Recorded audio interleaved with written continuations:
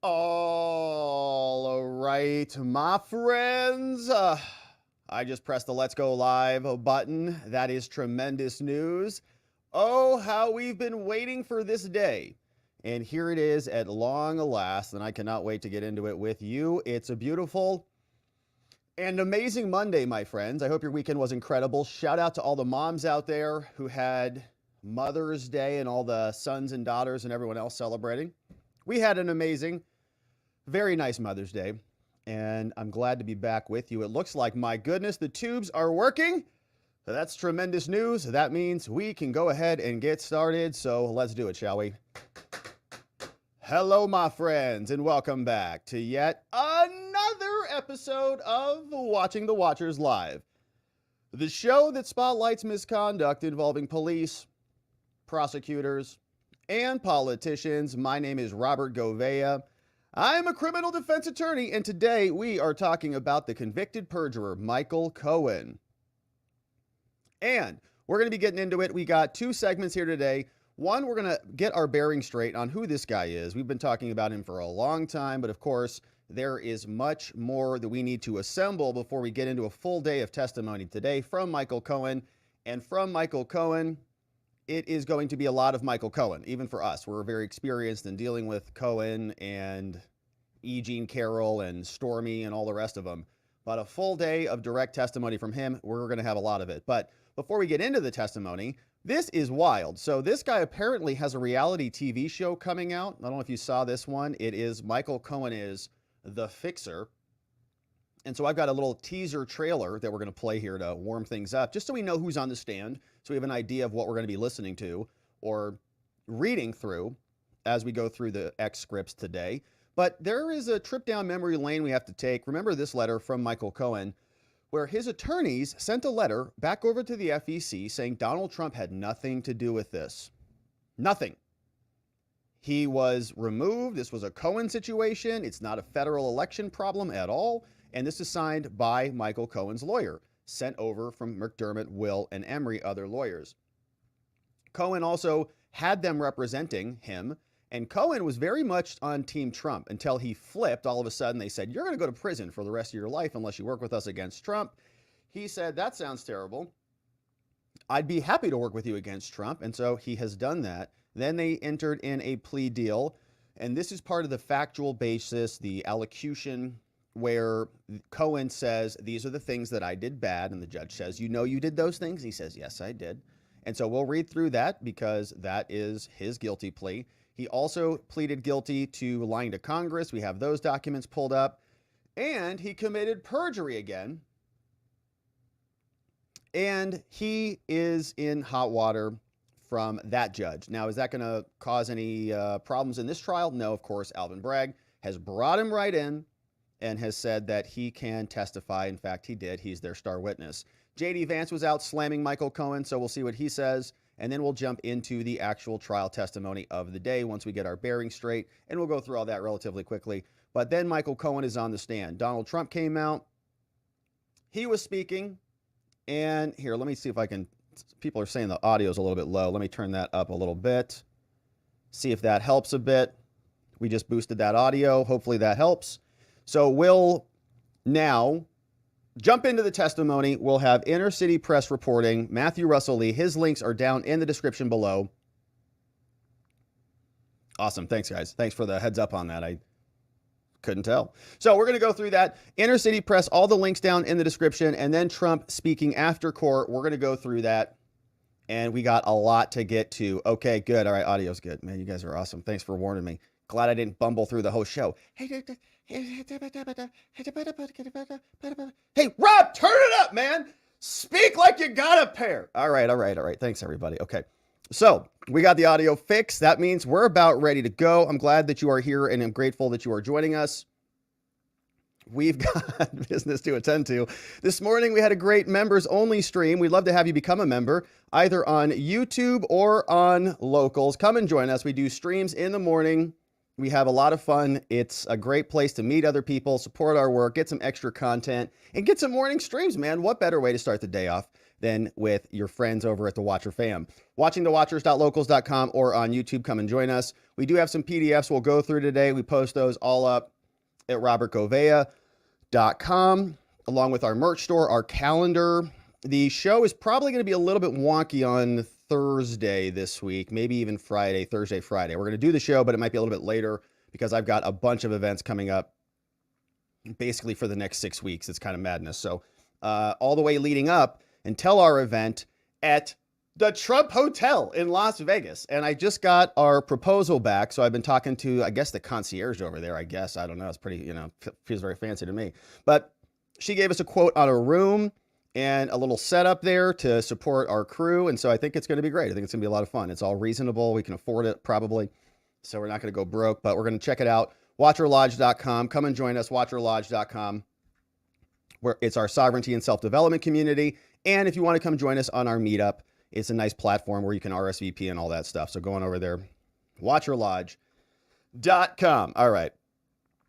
And now, without any further ado, let's get into it because we have a lot to unpack here with Michael Cohen. The so-called fixer, Michael Cohen, is now going to be starring in his own little documentary or mockumentary or comedy special. I don't know what it is, but we're going to take a look at it because they just released a new teaser trailer where he's walking around saying he's the fixer, that he used to be working for Donald Trump and he can fix things. And now it's something that I guess America wants to watch. We'll see.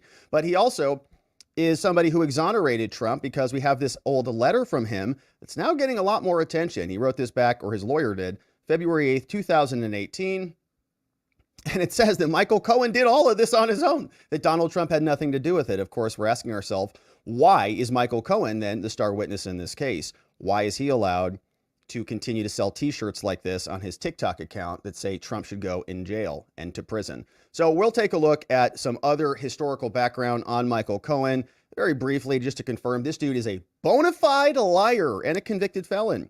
And they're bringing him in here, I guess, to create some new lies. But this is who he thinks he is. Now, let's not forget, as far as we've come in this trial, we're on day 16 now. Basically, everybody we've heard from says Michael Cohen's kind of a piece of work. One guy said, I don't even want to call him. And they said, we'll give you like 10,000. He's like, how long's the phone call got to be? And so he did it. No one wants to talk to Cohen. Everybody thinks the guy is just very difficult and not easy to work with. And so here is, he wanted to be the attorney general. He thought he was going to be special counsel to Trump. He thought he might be, I don't know, maybe, on the Supreme Court or something, for crying out loud. But he had a lot of delusions of grandeur. And this is what we have now, a new promo teaser. This is from Michael Cohen's planned reality show, right? It's called The Fixer. So this is who we're going to be listening to in court for the next 48 hours, probably longer than that. So we have to get our bearings straight. Brace yourselves, my friends. Here it is.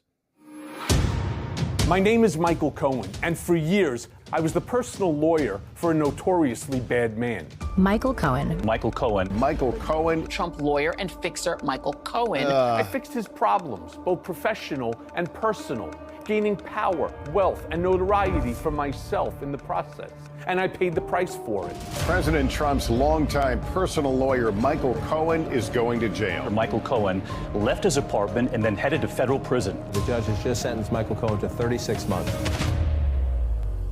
Since then, I've been on a journey of redemption, working to set things right. Listen to with this my music. family, my friends, my country.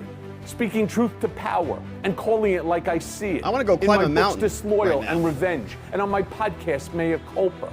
But now I'm paying it forward, wielding the tools that I've learned for regular people in trouble. The little guy doesn't usually have access to people with my particular set of skills, but that's all about to change. He thinks he's Liam Neeson or whatever that dude's name is. I'll work with you, offering expertise, advice, and solutions to fix your problem. Together, we'll change your life. I am your fixer. Oh, gosh. Dun, dun, dun, dun. Let's go climb a mountain together, my friends. Yeah. And so, anyways, it's wild, right? This guy is out of control. You're going to jail, okay? If Michael Cohen is coming to your fixer, coming to fix your stuff, you're going to jail. It's going to be a big problem for you because he's going to come wreck everything else. Now, this is a wild scene, and I don't even know who put this together. I don't know if it's a joke or what, but apparently, maybe it'll do well. I don't know. People like to see people who are totally incompetent fall on their face and fall off roofs and stuff, so maybe he'll come in and do that. Wild. All right, so who is this dude? He is basically a fixer who breaks things and then tries to fix it and then make money off of it. Here is what Cohen's lawyer sent some time ago. You see, this is the letter that came out some time ago, February 8th, 2018. This one is from the FEC, or going to the FEC, from Stephen M. Ryan, who, guess who this is? It's counsel for Michael Cohen. So Michael Cohen's lawyer. This went over to the FEC, the Federal Election Commission, from his attorneys over at McDermott, Will, and Emery. It says, "Dear Mr. Jordan, I am writing on behalf of my client, Michael Cohen, in response to your letter. We know there's a complaint that was brought by Common Cause and Paul Ryan, and now we're responding to this specifically from the SEC. Now, in a private transaction in 2016, the Stormy transaction, before U.S. presidential election, Mr. Cohen used his own personal funds to facilitate a payment of $130,000 to Stormy. Neither the Trump organization nor the Trump campaign was a party to the transaction, and neither reimbursed Mr. Cohen for the payment directly or indirectly." Now, you might read that and you'll say, okay, well, that doesn't say that Donald Trump wasn't involved in this.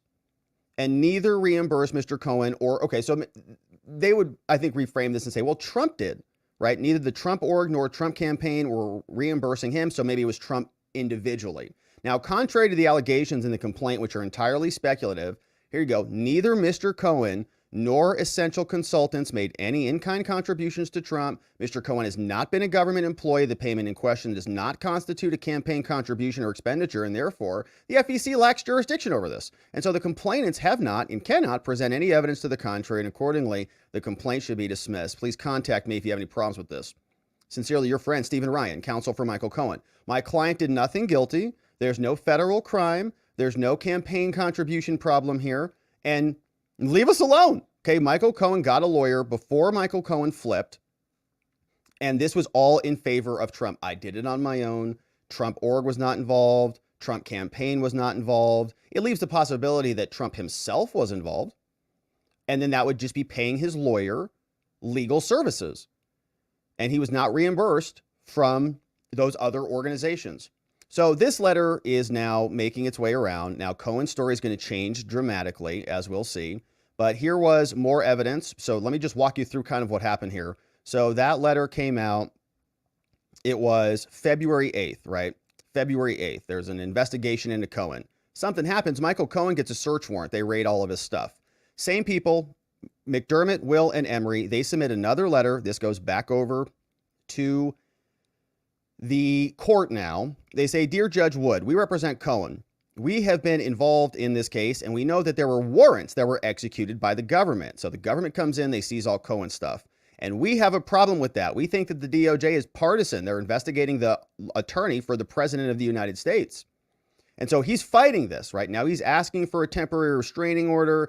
They have gotten a bunch of stuff. They've seized a bunch of privileged stuff from him.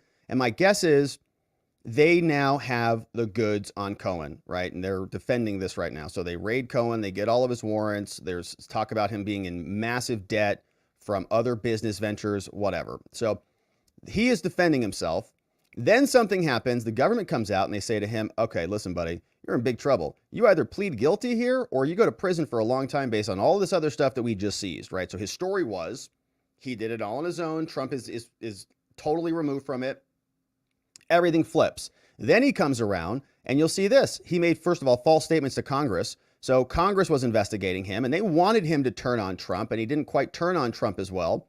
And so then they indicted him for that, and he was lying about that. Dude just lies basically all the time. So he ended up pleading guilty. This is the document, the special counsel charges. This is the information.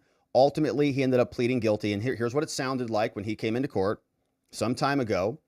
All right, court, you may proceed. And so Michael Cohen comes out and he's going to give his statement. It's a factual basis to say, I did these things. I am guilty. I didn't just make this up. I actually did something. He says, okay, as to count 7, I and the CEO of a media company, that's David Pecker, at the request of a candidate, who could that be? I wonder who that is, work together to keep an individual with information that would be harmful to the candidate from publicly disclosing this info. So the DOJ comes and they help him write this, right? He's reading something up. And we'll let you plead guilty. You'll do your time, but you got to finger Trump. After a number of discussions, we accomplished this goal. We entered into this 150 grand. That was for Karen McDougal. And as to count 8, I also arranged to make payment $130,000 for Stormy Daniels.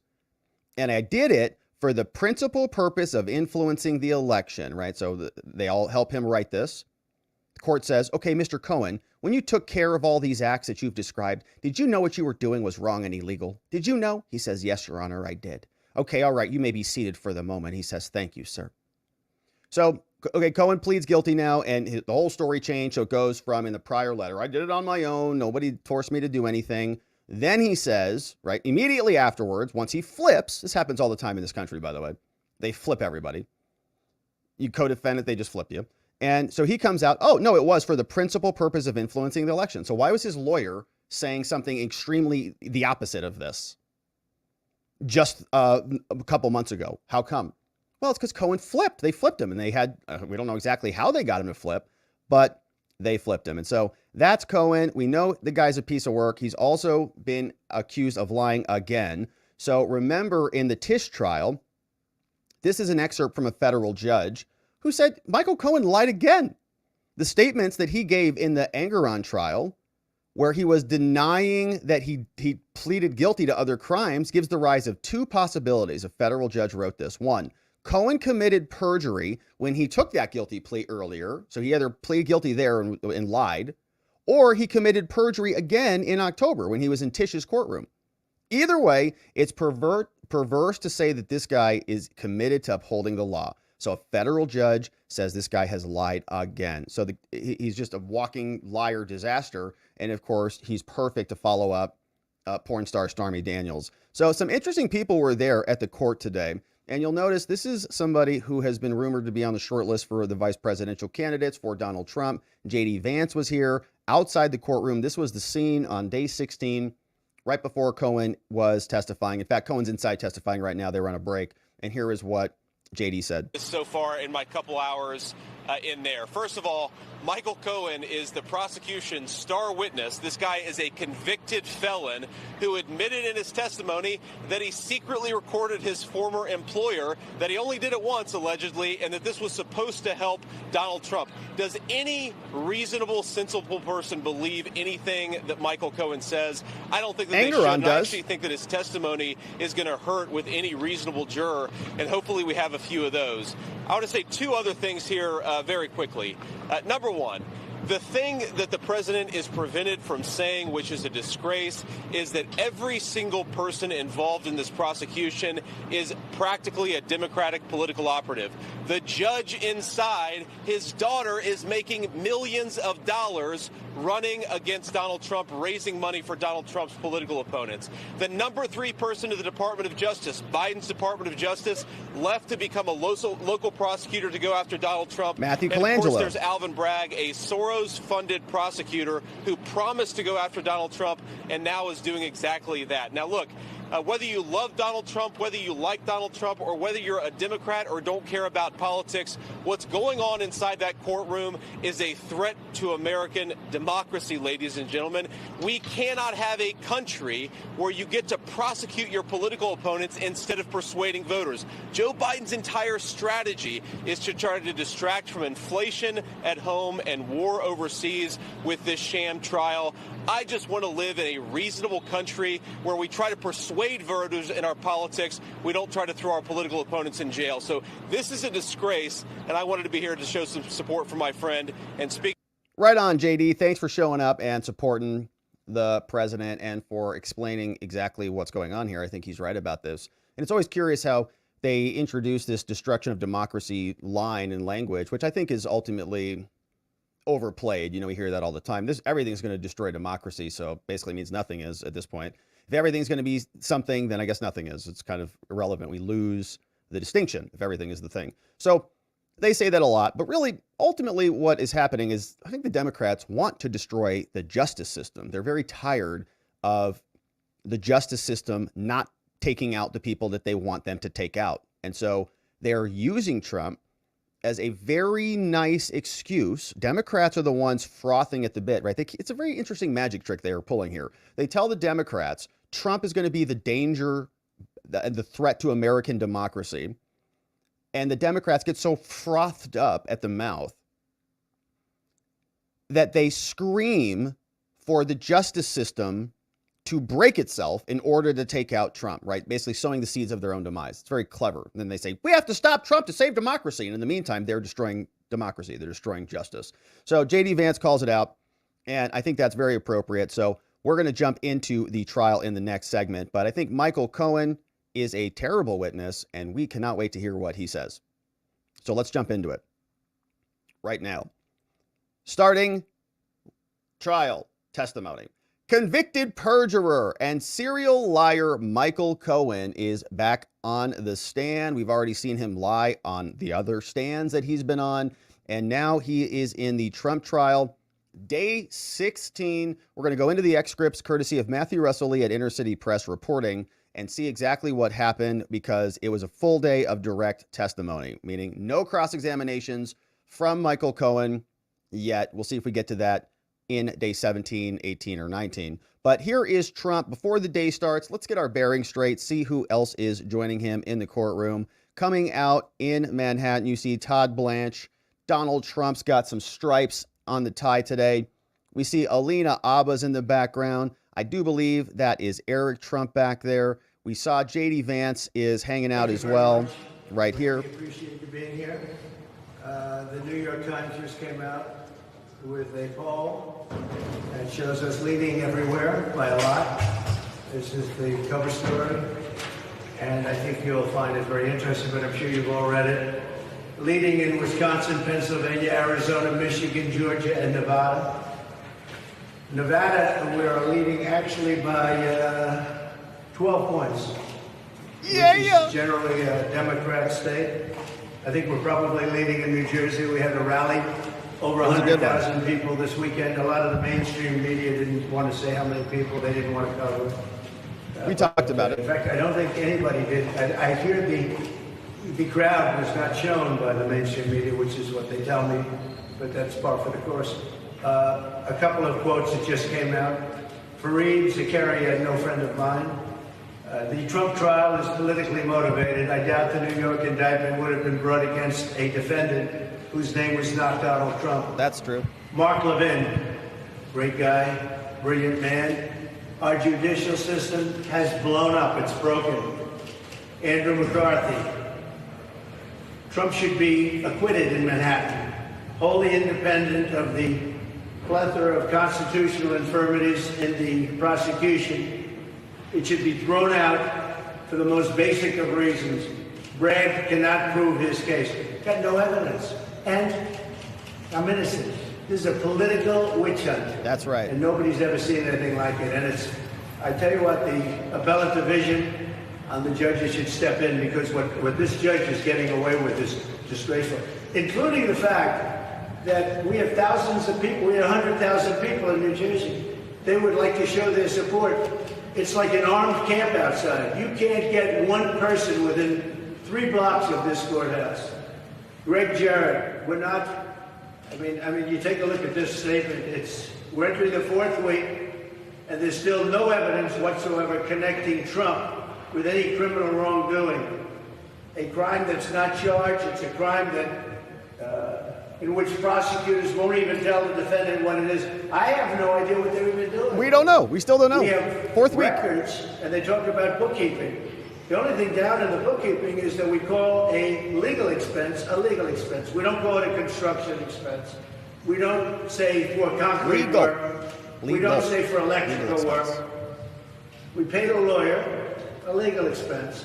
And we have a legal expense is a legal expense. It's marked down in the book, quote, legal expense. It's perfectly marked down. All right, so that is what we marked down. We know where this is going to go because Michael Cohen is on the stand. And let's jump into Inner City Press reporting and get right into it. Of course, Matthew Russell Lee is there in the courtroom. He has been reporting on this since day one. We always like to repost this here in case you want to follow along with us. It's right at the top of our timeline.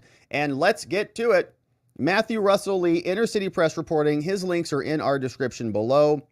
Trial starts day 16. Trump is here. Dark blue suit, light blue tie. We saw him talking to his lawyer, Emile Beauvais, to his left. Todd Blanche to his right, lead counsel seat. We're wondering if Todd Blanche will be cross-examining Michael Cohen. Todd Blanche is whispering to Trump, Mr. President, what's going on over here? He's covering his mouth like a baseball manager talking to a pitcher on the mound. He doesn't want anyone else to read his lips over there, those prosecutors. Then Todd Blanche leaned behind Trump to speak with Beauvais. He says, hey, we going to kill it today? My man, let's go. Susan Nicholas is sitting at the far end of the defense table, also separated by Beauvais. They're ready to go. It's Cohen time. All rise. Judge pops into the courtroom. Please be seated. Clerk announces to the courtroom, this is the time set for the people of the state of New York versus Donald Trump. Appearances, please. Parties announce. Judge Merchan comes and says, good morning, everybody. Welcome back. Hope you had a nice weekend. Happy Mother's Day. Now, I received the government's proposed jury charges. I haven't had time to review them yet. I've also reviewed the separation agreement of Alan Weisselberg, the CFO who's currently in jail. And I am not going to allow it in, says the judge. So I'm not going to allow that in. Prosecutor says, what? Huh? Bring in the jury. Jury comes in. All rise. We're there. Hey, jurors, good to see you. Come on back. Nice to see you. Jury is seated again. We're ready to go. Judge Merchan, government. Next witness, please. Prosecutor comes up, stands up, and says, Your Honor, the government calls Michael Cohen. Michael Cohen walks into the courtroom, sort of waddles. You know how he is. He puts his hand up. Raise your right hand. Mr. Cohen, you promise to tell the truth, nothing but the truth, help God? Yes, ma'am, I do. Prosecutor says, can you tell me your full name, sir, and your age? He says, yes, Michael Cohen. Michael Dean Cohen, age 57. Mr. Cohen, tell me about yourself. Tell the jury about yourself, a little bit about yourself. Sure, I'd love to, he says. Well, I grew up on Long Island. My father taught surgery, met my mom. And, 4 children later, here I am. And why did you want to be a lawyer, Mr. Cohen? Well, my grandmother really wanted it. I wanted to go to Wall Street, but I started in personal injury law at 225 B Way. One of my clients allowed me to buy 50% of Manhattan Maintenance taxi medallions. And you're also in real estate, is that right?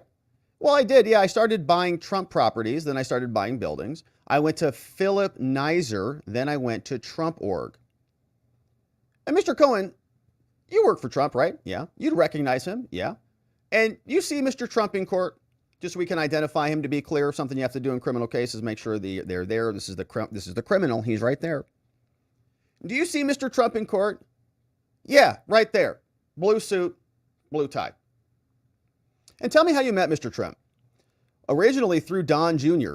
I handled a situation at Trump World Tower. I was asked to review documents about Trump entertainment resorts, and I did it. I came in there, we resolved it. And so what happened is I presented the $100,000 bill, and Mr. Trump said, whoa, do you want to work for me? And so I was just honored. I went over, and the bill to Phillips Neiser was never paid. So he sounds like he's working for another company. Trump says, I'll hire you. Cohen comes over here. Cohen presented them with the bill. He just says, how about you just come over here? And I just don't pay you. You just come over here or something. So then they never paid the bill to Phillips Neiser. All right. Government says, Mr. Cohen, what was your salary when you worked over for Trump?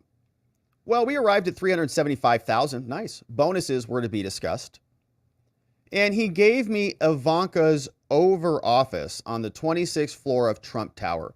And so I was the executive vice president, and I was special counsel to Donald Trump.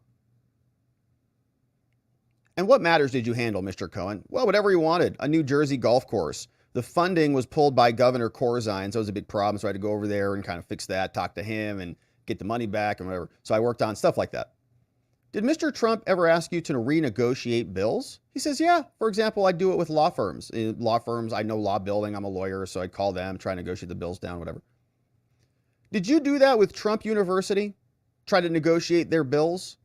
Yeah, I did. It fell into trouble. 50 vendors had not been paid. We had $2 million in the bank, but the bills were much higher. And so I got all but 2 vendors to accept 20% of what they were owed. And they signed and they got checks FedExed in 48 hours. What about the other 2? Well, they just went away. Mr. Trump told me, fantastic, they're gone. I felt like I was on top of the world. And it's wild that all of this is even coming in. How is this relevant? I guess it's relevant to business records. So they're saying he didn't pay people. So is this fraud, or did they sue him? I don't know. So they're just allowing it all, total free for all, whatever Cohen wants. While at the Trump org, did you threaten to sue people?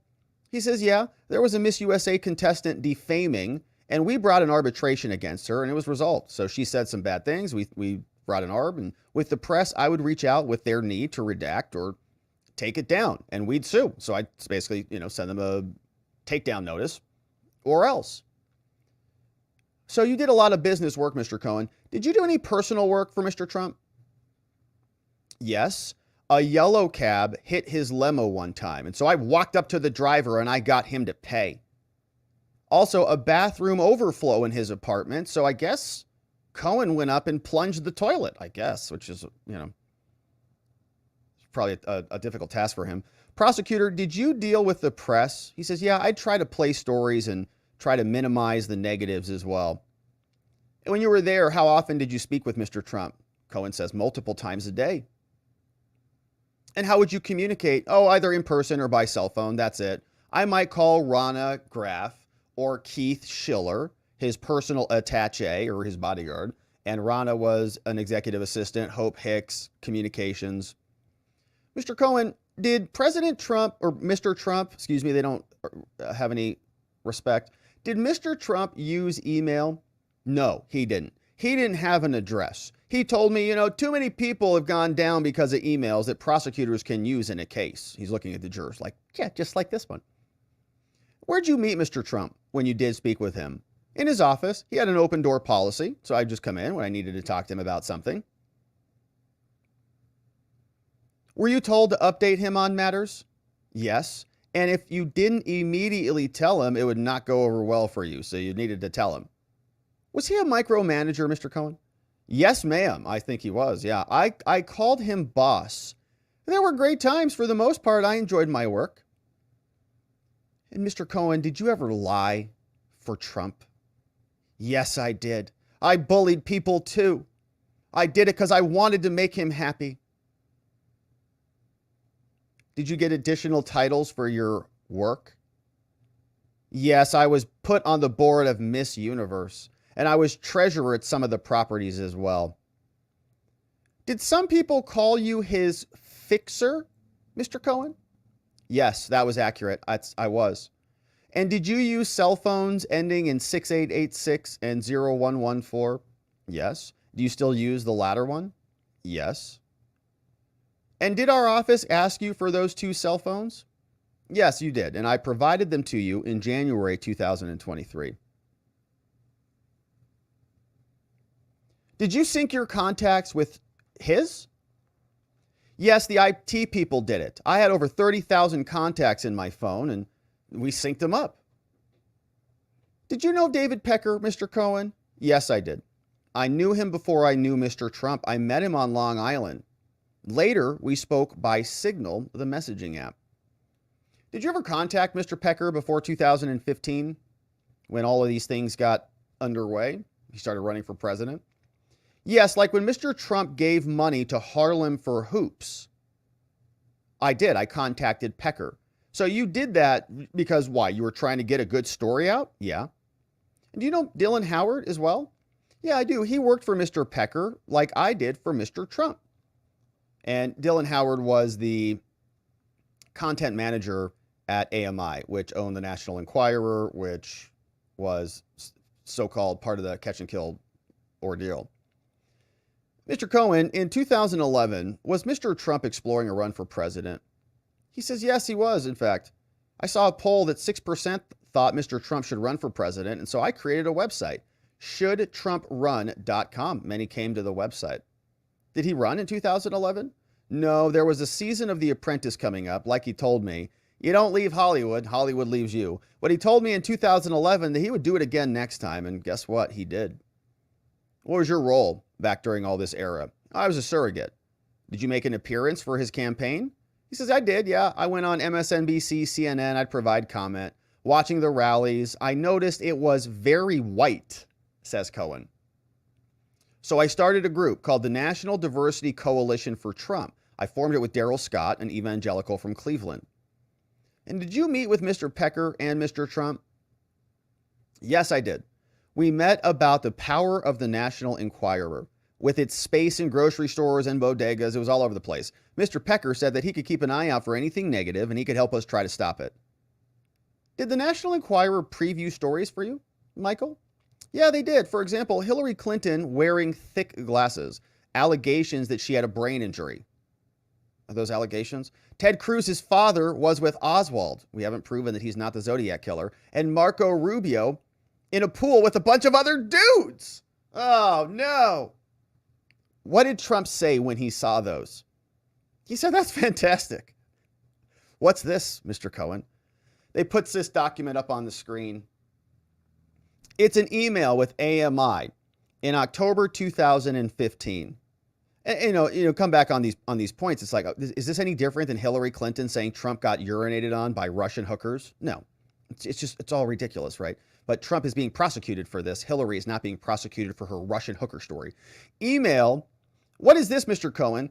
This is an email with AMI in October 2015. Somebody called Barry Levine said, we are repackaging positive material about Donald. I wrote back, yes, take out the part of the penthouse pet Sandra.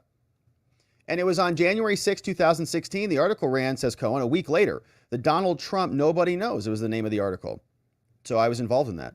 And how about that doorman story? Remember the doorman story? There was somebody called, I forget his name, who got paid some money. He said Trump, he was the doorman. He said Trump had some baby with a love mistress woman. Says, what about that story, Michael? Yeah, there was a story that there was a love child. I asked Mr. Trump what he wanted me to do. It involved 2 employees of the Trump org. And so we talked about the life rights to the story. And so AMI bought the story from the doorman. What were the terms? Well, they were $30,000 was one. So we're paying $30,000 for it. And it was also to not publish the story. We were also going to take it off the market so nobody else could see it. Did you tell them that Mr. Trump would be grateful if you did that? He says, absolutely. I reviewed the deal and helped get that done. Government says, we want to put up People's 165 into evidence. Now, this is an email from Dylan Howard, the content manager at National Enquirer, about the addendum to the doorman story. And what is this, Cohen? He says that's the addendum, or what we call an amendment. Did you tell Mr. Trump about this deal? He says, yeah, I did. I wanted to get credit for it, for him to know that I got it put in. So I told him, and he said, that's great. Thanks for taking care of that for me, Mr. Cohen. Michael, in June of 2016, elections coming up, did you become aware of Karen McDougal, who, of course, we know is Droopy here? She is the former Playboy Playmate with a long history on their covers, who then wanted to get on Dancing with the Stars, had a little bit of a breast implant problem. Did you become aware of Karen McDougal? He says, yeah. From AMI, they told me about her, National Enquirer. And so I told Mr. Trump. I said, did you know, Mr. Trump, who Karen McDougal was? He said, yeah, she's really beautiful. Oh, he said she's beautiful. Did that lead you to draw any conclusions? Objection! Sustained. Prosecutor continues. Now, Blanche is making the objections to Cohen's direct. It seems he and not Beauvais or Nicholas will be cross-examining Cohen. So it looks like Todd Blanche is ready to go. So, Mr. Cohen, did you use Signal for these communications? He says, yeah, I did. Well, how come? Why did you use Signal? Well, we wanted our messages to stay private. And did you update Mr. Trump on all these exchanges? He says, yeah. Now, how about these texts? Can you tell us what's going on here? Cohen says, sure. This was Dylan. He wrote to me. Dylan said, I'm about to meet her, Karen McDougal. I'm about to meet her, Karen McDougal. And what did they tell you after that? Well, they believe that they had it under control. So I'll get this locked down for you. I won't let it out of my grasp. I guess that's from AMI. Dylan wrote to me, we got this Karen McDougal thing under control. Cohen, don't worry about it. We'll handle it. Michael, did you witness talks between Mr. Trump and David Pecker from the National Enquirer? Did you see those two guys talk? He says, yeah, I was in his office. He used a speaker box. David Pecker said, we'll take care of this. So I got to hear everything. Were there costs discussed for this McDougal story? Yeah, he said $150,000 and Mr. Trump said, okay, I'll take care of it. And how about this? In that message, Dylan Howard told me that they rejected the offer. I implored my guy to get it done. I said, don't let her take it to ABC. Remember, she was going to go to ABC, and is that where Dancing with the Stars was or whatever? She wanted to get, she was tired of being a Playboy playmate. She wanted to, make something of herself now. So she's going to go dance on her store, on the TV and helicopter those things all over the place, I guess. But that didn't happen. Maybe because her story was crap and ABC's like, we don't like it. But anyways, the prosecutor fast forwards through all that. But AMI got the deal, didn't they? What was the deal? So they actually got it. They rejected your 150. They went to ABC. ABC said, ew, get out of here. Gross. They went back to AMI. What was it? $150,000 as well as 24 penned articles in her name and 2 covers all over the National Enquirer. And they're by the way, they're selling magazines. So this is it's not like AMI is hurting. They're like, oh, okay, great. We have to write a bunch of articles about a playmate and her droopy boobies. Okay, it's going to sell a ton of magazines. Look what they did to McDougal's, nipples. Wow. Everybody's like, whoa, okay, I guess I got to buy it. What happened to the nipples? Let's see. So 24 articles. She's going to be all over the covers. She's a nice looking woman. They sell a bunch of magazines anyway. Big deal. So they'll recoup that 150 and now they've got a story. So did Keith Davidson reach out to you? Keith Davidson is the lawyer for Stormy Daniels and McDougal. So to Cohen, hey, did Keith Davidson, their lawyer, reach out? Cohen says, yeah. I dealt with him in 2011 about Stormy Daniels, and on the dirty.com, she wanted a story taken down. It was about Karen McDougal. David Pecker wanted the $150,000 back. He wanted to get paid back. So Pecker comes over, it sounds like, to Cohen, and Keith Davidson reaches out. So there's a lot going on in this exchange. Cohen continues. He says, David Pecker wanted to get paid back. I met him at his favorite Italian restaurant. He insisted he needed to get the money back, and Mr. Trump told me I'll take care of it. So they were going to pay Pecker back. Now, did you have other worries? Says the prosecutor. He says, yeah, Pecker was thinking about leaving AMI, which he ultimately did, and he had a bunch of files. And so I was nervous that maybe he was going to take the files and those would hurt Trump. Did you tape a conversation that you had with Mr. Trump about Karen McDougal? Cohen says, I did. And I did it. How come? I did it to show David Pecker that Mr. Trump was going to pay him back. I put my phone on voice memo and I walked into Mr. Trump's office. Was Mr. Trump aware that you were recording? No, he wasn't. Prosecutor says, okay, ladies and gentlemen, let's play the audio of September 6, 2016. Says, who's on this audio? He says, that's me. That's Mr. Trump. There's Ronna Graff on there. We started talking about a property in Charleston, and then we also started talking about divorce matters. And so they play the audio clip for the jury, and we're going to listen to that same clip here today. And this is what the jurors heard in New York. This, because it's so false what they're saying. It's such bullshit. This, because it's so false what they're saying. It's such bullshit.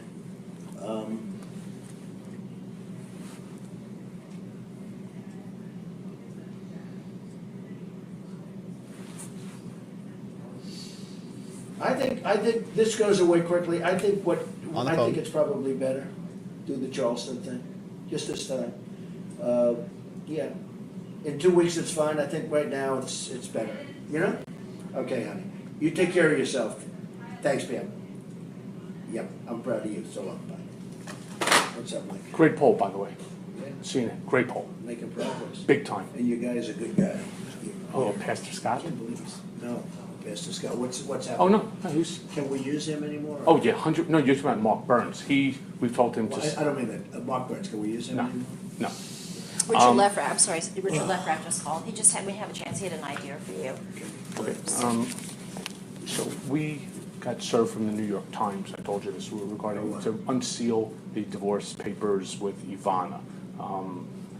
We're fighting it. Kasowitz is going We to... should never be able to get that done. Never. Kasowitz doesn't, they'll ever be able. They don't have a... Give me a code, please. They don't have a legitimate purpose, And you so... have a woman that doesn't want to unseal. Correct. So you've been handling it. Yes, and it's But all... that's been going on for a while. For about 2-3 weeks now. All you have to do is delay it for... Even after that, it's not going to ever be opened. There's no purpose for it. Told you about Charleston. I need to open up a company for the transfer of all of that info regarding our friend David, so that I'm going to do that right away. I've actually come up and Give it to me. I've spoken to Alan Weisselberg about how to set the whole thing up with So what are we going to pay? funding. Yes. And it's all the Yeah, I was stuff, thinking about that. because you never know where that company, you never know where don't he's going to David be. gets hit by a truck. Correct. So I'm all over that. And I spoke to Alan about it when it comes time for the financing, which will be, Listen, what financing? we'll have to pay you. So Don't pay with cash. no. I got no. Hey, Don, how are you? Okay, so you heard that, right? Hey, so there was a weird edit at the very end. So he's talking, no. Then a call comes in. Pay you. So Don't pay with cash. no. I got no. Hey, Don, how are you? There's a hard cut in there. There's a hard edit for sure. And I don't think it's a call unless it sort of buffers the end of the audio recording and then just butts them up to each other. I think you'd have a natural break in there anyways. So that's the call. That is the recording from Michael Cohen. Still wild to me that he recorded his client and then I guess was going to share that attorney-client privilege conduct with another person who is not his client. So that's what he said. Now, that got played to the jury, right? Trump says, it's such BS, man. Ridiculous. Great call. Big time. Cohen, I spoke to Alan about it. Why open a company? So they play the audio. Then it's cut. Prosecutor picks back up. Mr. Cohen, why on that call did you say you needed to open up a company? He says, we needed to have separation. We needed to keep it away from Trump so that it's not in his name. And what did all this different stuff mean? What were you talking about? All the stuff. What did all the stuff mean when you said all the stuff? That was Pecker's drawer. And Mr. Trump said that he wanted to pay in cash. Is that right? He says yes. They take their morning break. So again, that phone call could be about any David, could be about any LLC, could be about any business. It sounds like it's a perfectly justified business expense. It's Trump's lawyer who ran it through the CFO, who then's talking to Trump about it. Whatever the deal is, however they pay it with cash, finance, whatever. So it's through a CFO and through a lawyer. Trump is saying, yeah, just handle it. And that's Trump masterminding some operation here. It's like his other people are bringing him ideas, bringing him solutions. Lawyer who you delegate this crap to comes in and says, here's my plan. Here's my solution. Ran it by the CFO. He's on board. Just need you to give us a final okay. Okay. Even if you think that this is related to some sort of Stormy payment, sounds like it's all about as above board as you can get.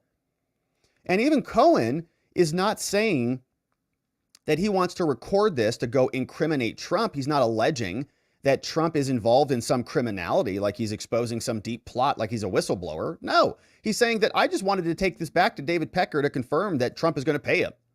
That's it. It's just a reassurance voice memo. It's not even, uncovering any actual criminality at all. So Trump goes through it. The lawyer violates his ethical duties, records a client, then goes shares it with a non-client, breaches his attorney-client privilege.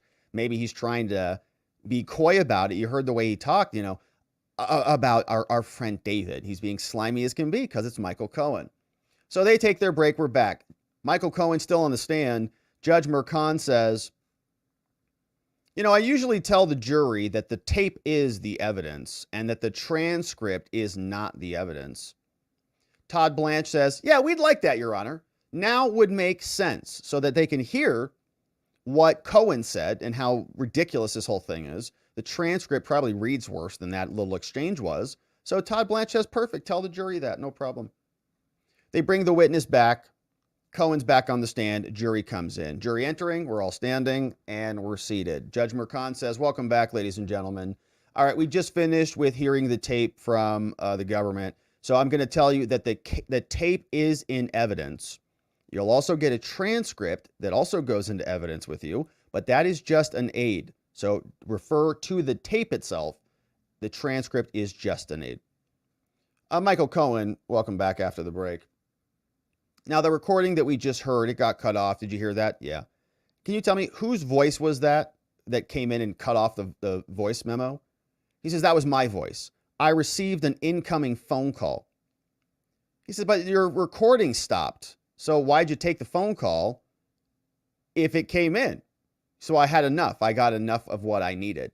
So that's why I accepted the call. It cut off your recording. I had everything I needed. Mr. Cohen, have you reviewed this AT&T record showing an incoming call to 0114 when the recording cut off? And we don't know when the recording was made. As far as we know, we'll see if they clear this up.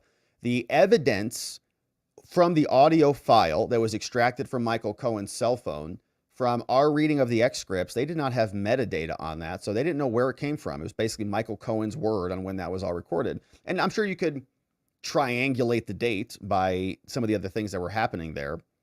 But now they're saying, okay, that we have identified the phone call that cut it off. So when was the recording cut off? Yeah.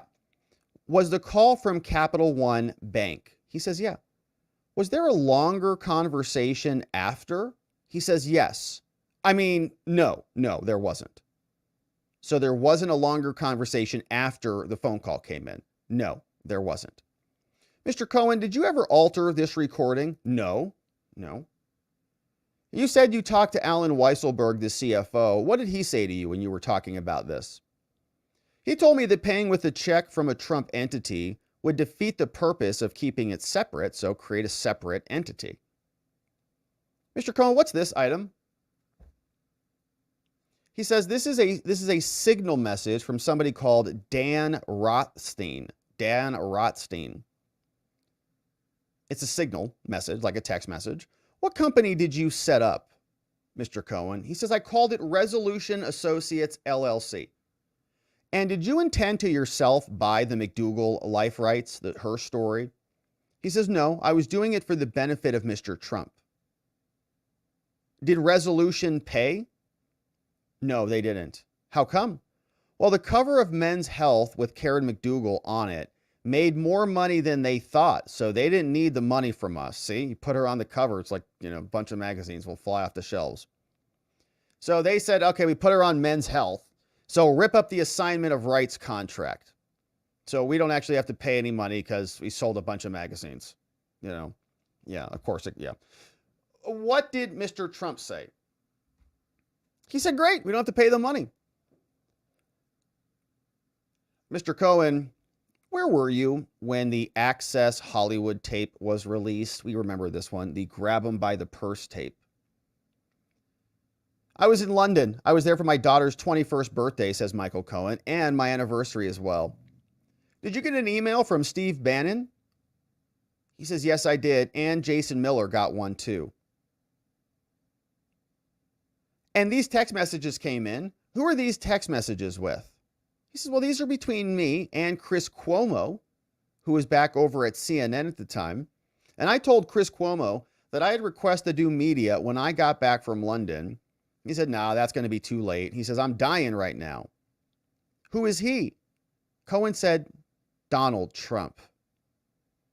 So Cuomo was saying, Trump's dying right now. We need to get you on. He's getting killed. Access Hollywood came out. We need to hear your story. Trump is dying right now. Now, what's this message? Cohen says that's an email about an old radar story talking about Trump being a playboy man, whatever. It's an email. And what did you do with this conversation? Well, I got Dylan Howard to have it taken down. AMI owned radar.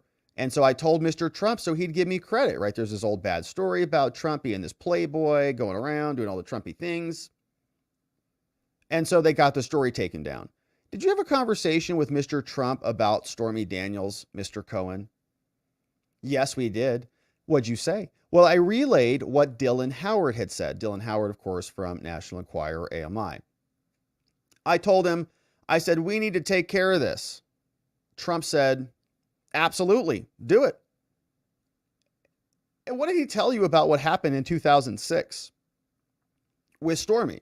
So remember the golf tournament where they met a long time ago. Stormy also wants her career to now come back and blossom after she's, done her business. And she wants to be on The Apprentice. So she comes after Trump. So what did Cohen, they asked Cohen, what did Trump tell you about when he met Stormy Daniels in 2006? So now you bring him this story. Is this legit, Trump? What do you want to do about it? He said, I was playing golf with Big Ben and I met Stormy and that she liked Mr. Trump over Big Ben. Mr. Cohen, did you ask Trump if they had sex? He says, I did, which is a disgusting, weird thing to ask your boss. Did he answer directly? No. Well, what did he say? He said that she was beautiful. And he's his lawyer too, so maybe he's investigating. Well, did you do the thing or did not? Maybe he's the type of attorney who's like, tell me everything. Tell me the details. What kind of position? He's kind of weird. He's a weirdo. That was, what did he say? She said she was beautiful. That's all. Did you speak to Life and Style in In Touch magazine, Mr. Cohen? He says, yeah, the In Touch magazine article did not come out. I spoke to Mr. Trump and I credited Keith Davidson with clearing up that story. Government says.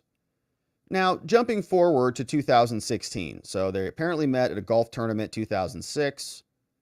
Had you heard any more about Stormy Daniels all the way up in 2016? He says, no, nothing. Cohen. Did you learn if anyone else was representing Stormy Daniels, Mr. Cohen? He says, yes, it was Keith Davidson. Great. Now, I want to show you some of these texts. Look at these. What does this one describe? He says, I said we'd use Resolution Trust to help facilitate these transactions. And in this text message, Dylan Howard from AMI wrote to me, and he wrote to Keith Schiller, or Keith Davidson, the lawyer, and connecting us about a business opportunity. That's right. What was the business opportunity between basically Stormy's lawyer and Dylan Howard? Well, Cohen says it was the acquisition of Stormy's rights, the life rights to the story of Stormy Daniels. Mr. Trump was angry. Said he thought he had it done already. And what did Trump say about the Stormy Daniels story anyways?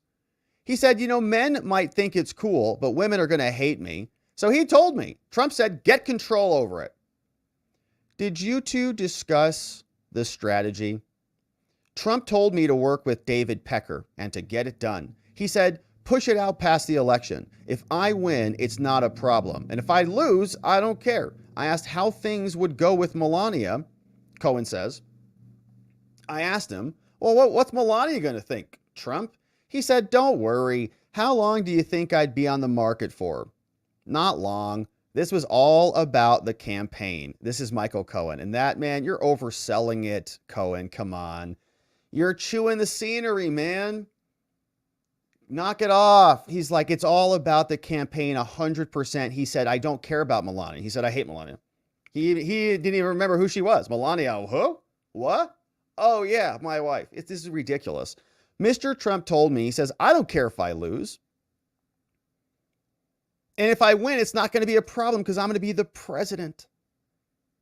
And so Cohen is so concerned. Not only is he asking specifically about sex. Did you have sex with her? Well, what's your wife going to think about that? He said, don't worry. How long do you think I'd be on the market for? Like he's going to divorce Melania. She's going to leave him. It's going to cause this massive divorce. And he's just going to get remarried. That is a dumb statement. Okay. Trump is not that idiotic. Michael Cohen is way overselling this. Trump understands the value of a marriage and what a marriage brings to the brand and everything that they've built. It's not Trump just nukes Melania and slots some other horse face in there. Okay. It's not how this works. This is a very, very power couple in many ways. It's not just like that. Trump's not just being flippant with that. Okay, even if he doesn't love her or whatever, as Cohen is sort of implying here, which I don't think that's true at all. And we have other witnesses who confirm that. Madeleine Westerhout, who testified last week, confirmed the same thing. Trump would tell them to call Melania when he was going to be late. Sorry, baby, I'm going to be late. Don't get mad at me. Yeah, I'm the president, but I know you're still my wife. So, don't get mad at me. And they all said that. Madeleine said that. Hope Hicks said that she had tremendous love for her and was very concerned about it. This is just fake language. It doesn't even make any sense logically. So Cohen says it. He's overacting in court. Government says, well, what's this? This is about the side letter agreement, says Cohen. Also, they list who else had been told about the story. And so my instructions were to just, push it past the election. And what was Keith Davidson complaining about, the lawyer for Stormy and McDougal? Well, I said I needed 10 days, and Davidson was upset. He's like, get it done faster. Why do you need 10 days? Pick up the pace, and so on. We're now at lunchtime, and so we'll continue on, but we'll pause here to say thank you to Inner City Press, Matthew Russell Lee reporting. You know where to find him. All of his links are here. He is on Substack. We have that linked in our description. You can also Venmo him some love, PayPal him some love, sign up on Patreon, and support his work, without which we would not be here. We've got Inner City Press reporting, and we're back. Judge Mercan says, can we get the witness in here, please? Let's go. Trump is asking animatedly to Todd Blanche. Todd is still in the lead counsel chair at the defense table on Trump's right. Trump is talking to him, just flipping all over the place. Cohen comes back to the stand. Judge says, get the jury, please. And we're back. Prosecutor continues and asks a question. Says, this item is on the screen, Mr. Cohen. What is your reply? I think I know what's going on. What is your reply? Let's test. Okay. Prosecutor says, what is your reply to Keith Davidson here? Well, I told him that the office was closed for Yom Kippur. I was trying to delay the election until after the election, when it wouldn't matter anymore. And what was Mr. Trump doing? He was campaigning on his private plane at the time. And then what happened next, Michael Cohen? I emailed Gary Farrow. He was at First Republic Bank. And I sent him corporate documents for Resolution Consultants, LLC. And why'd you do that? Well, in the event of a need for an account or to transfer the funds, I thought we needed to send this back over to him. And what did you say Resolution Consultants was for? I said business consulting on marketing. It's why I created this account or this company. All of his clients are in the U.S. And what was your NAICS code, NIACS code? He says this was about management consulting, including HR and marketing. And Mr. Cohen, was that truthful when you created this LLC? No. And so why did you change the name? You changed it from Resolution Consultants. Well, he says Resolution Consulting was the name of the company of a friend of mine out of state. So I didn't want to use his name. He already got that name. So I switched it to Essential Consulting, LLC. And what's this email? He says, well, Keith Davidson, the lawyer, he said, if no funds come in today, the settlement contract is over. And then he wrote, my client considers it void ab initio, Void ab initio. So void from the very beginning. Everything since its inception is now problematic. We were losing control, they said. Dylan Howard told me that Stormy Daniels was going with the Daily Mail. Oh no, everything's going to get leaked. And then Dylan Howard told me, if I don't get paid, we're going with someone else. He told me that Keith Davidson had stopped taking his calls. So Dylan Howard from AMI is trying to call Keith. Are you going with Daily Mail? Are you going to take this story out? Oh no. Michael, did you call Mr. Trump at the time? He says, I did. I tried to tell him that due to my failure to wire the funds, she was going to the Daily Mail. I did. I told him. I called him. But the call only lasted 8 seconds. Is that right, Mr. Cohen? He says, I received a voicemail. Oh, sorry, I left a voicemail. Then I canceled Resolution LLC and I set up Essential Consultants LLC. And then what happened next? Cohen says, Melania sent me a text. It says, call DT. Call Donald Trump, and I did. So it went right to voicemail, it sounds like. Did you go on CNN's Wolf Blitzer? Yes, I issued a denial and explanations that I'd never seen him in that matter. I had talking points for the campaign. The Daily Mail was in play. And what happened next, Mr. Cohen? Mr. Trump told me smart individuals told him to pay the $130,000. Mr. Trump told me other smart people told him pay the money. He told me go talk to Weisselberg. I did. And Alan asked, well, why can't AMI pay for it? They already did with McDougal. I told them they wouldn't. Well, why not use one of the golf courses to pay it? But they're Trump courses. So we couldn't figure out what to do. So I had to go create my own LLC. Did you ask Mr. Weisselberg if he would pay it? Objection. Overruled. Well, he said that he'd consider it, but he said, I had 4 children in prep school and summer camps. And so Weisselberg said he wouldn't do it. So I did it. Mr. Trump told me, he said, don't worry, you'll get it back. Mr. Cohen, is this a list of your phone calls? Yeah. And these calls, are these calls you made with Alan Weisselberg? He says, yeah, all of those calls had to do with Stormy Daniels. And there was significant urgency in those calls. At First Republic, I had a HELOC on my apartment. I'd figured I'd use that instead of our bank account because I didn't want to use my bank account because my wife would have asked about it. So the dude is now hiding stuff from his wife to go save Trump. He's doing everything he can possibly do, I guess, to go save Trump. Wife doesn't know, breaching attorney-client privilege, all to save Trump. Interesting. Now, did you have a call with Dylan Howard and David Pecker, Mr. Cohen? He says, yeah, I did. I asked Mr. Pecker if he would do it. He said, not a chance. He hasn't been repaid the $150, even though that turned out it could cost me my job. So I did it, says Cohen. I just went and did it. Do you recognize this KYC form, Mr. Cohen? It's a Know Your Customer form. He says, yeah, I do. It says Essential Consultants is a real estate related company. Was that true or false when you signed that, when you filled that out? That was false. And what's this? I forwarded this to First Republic's transfer to Keith. I sent them, here's the money, and money's coming over. And what's this? He said, well, that's a message from Dylan Howard from AMI. He laid out the terms of the deal. He said, I want payment by Thursday. And that is the wire transfer and the authorization. And what does the stated purpose on this transfer say? It says retained, says Michael Cohen. Is that truthful? He says no. It was not truthful. It was not a retainer, says Michael Cohen. It was for life rights to the story, damages of $1 million per violation. Now, did you tell Mr. Trump that you did this? He says, yes, I did.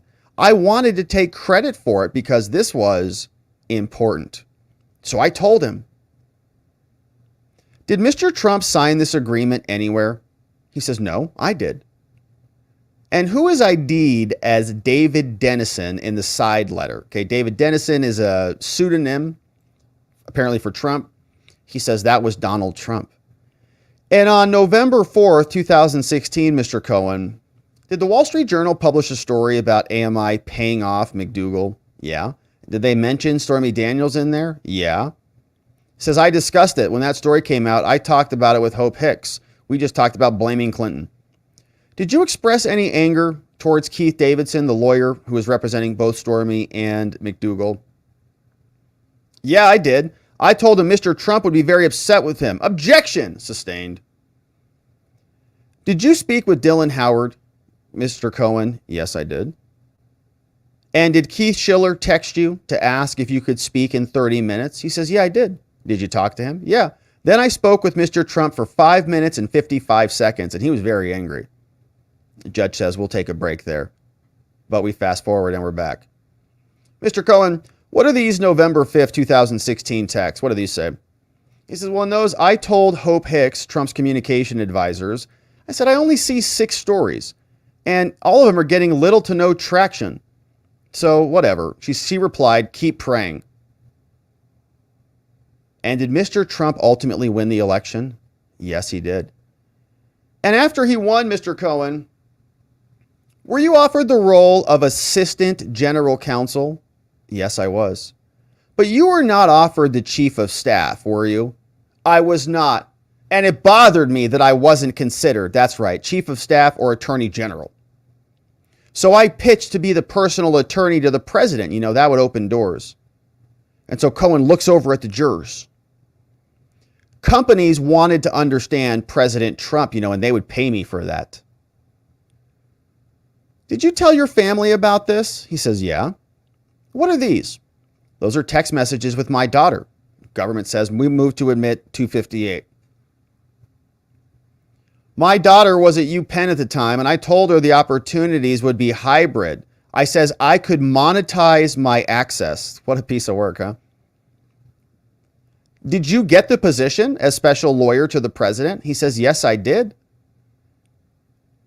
Did you usually get bonuses in December? He says, yes. Rana gave it to me, and I was very angry. He cut my bonus by 2/3, and he still hadn't repaid me the $130,000 when I got it in December. And it was just insulting. And I used expletives to Mr. Weisselberg. I said F&A and F&A.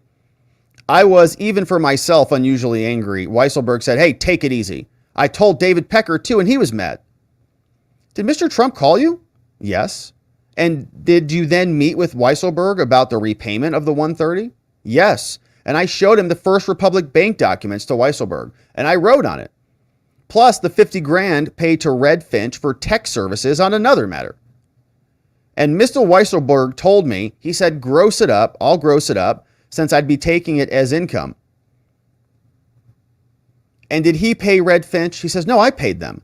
Now, I know the CEO of Red Finch. He said he brought the IP addresses. I needed him for other things I was working on as well. That's interesting. So it's a commingled thing. So there was also Red Finch in there. So it's commingled. And Red Finch may not even be necessary for the Stormy work at all. IP addresses for what? There were also $60,000 in additional bonuses for other things. So it was $420,000 total. Okay, so it wasn't just a Stormy payment. It was for a bunch of stuff bundled in together. Bonuses, Red Finch, and other items. We went to Mr. Trump's office, and there, Mr. Weisselberg said, we'll pay you monthly, like a legal payment, because that's exactly what it was.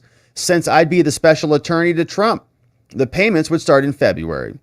And did Mr. Trump approve it? Yes. He said it was going to be a wild ride in D.C.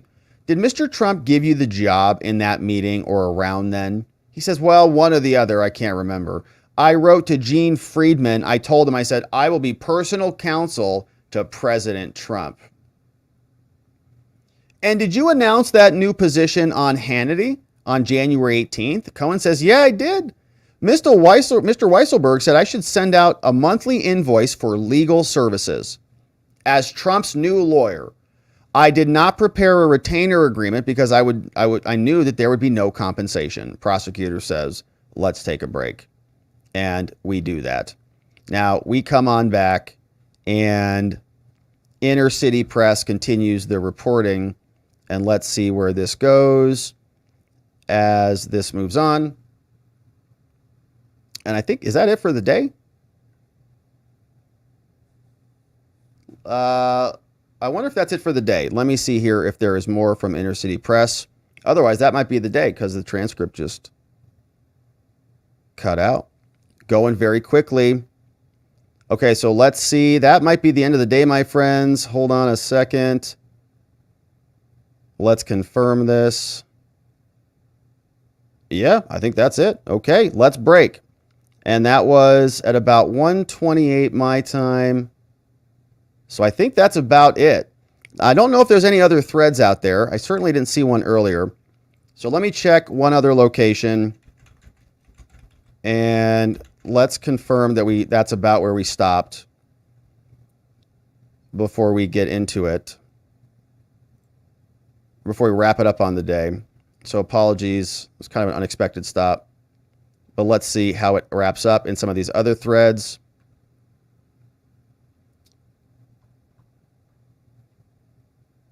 And here is another thread from Adam Klasfeld. So that might be it for us on the day. And here are some other exhibits while we're just scrolling through here. You can see some of the other things that they're throwing up there.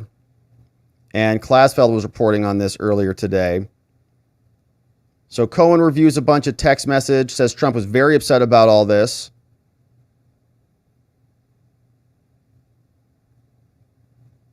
And let's just keep on scrolling and see how he wraps this up on his text thread.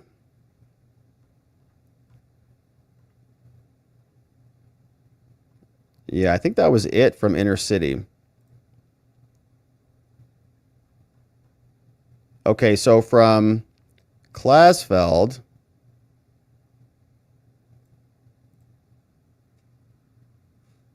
we got call logs.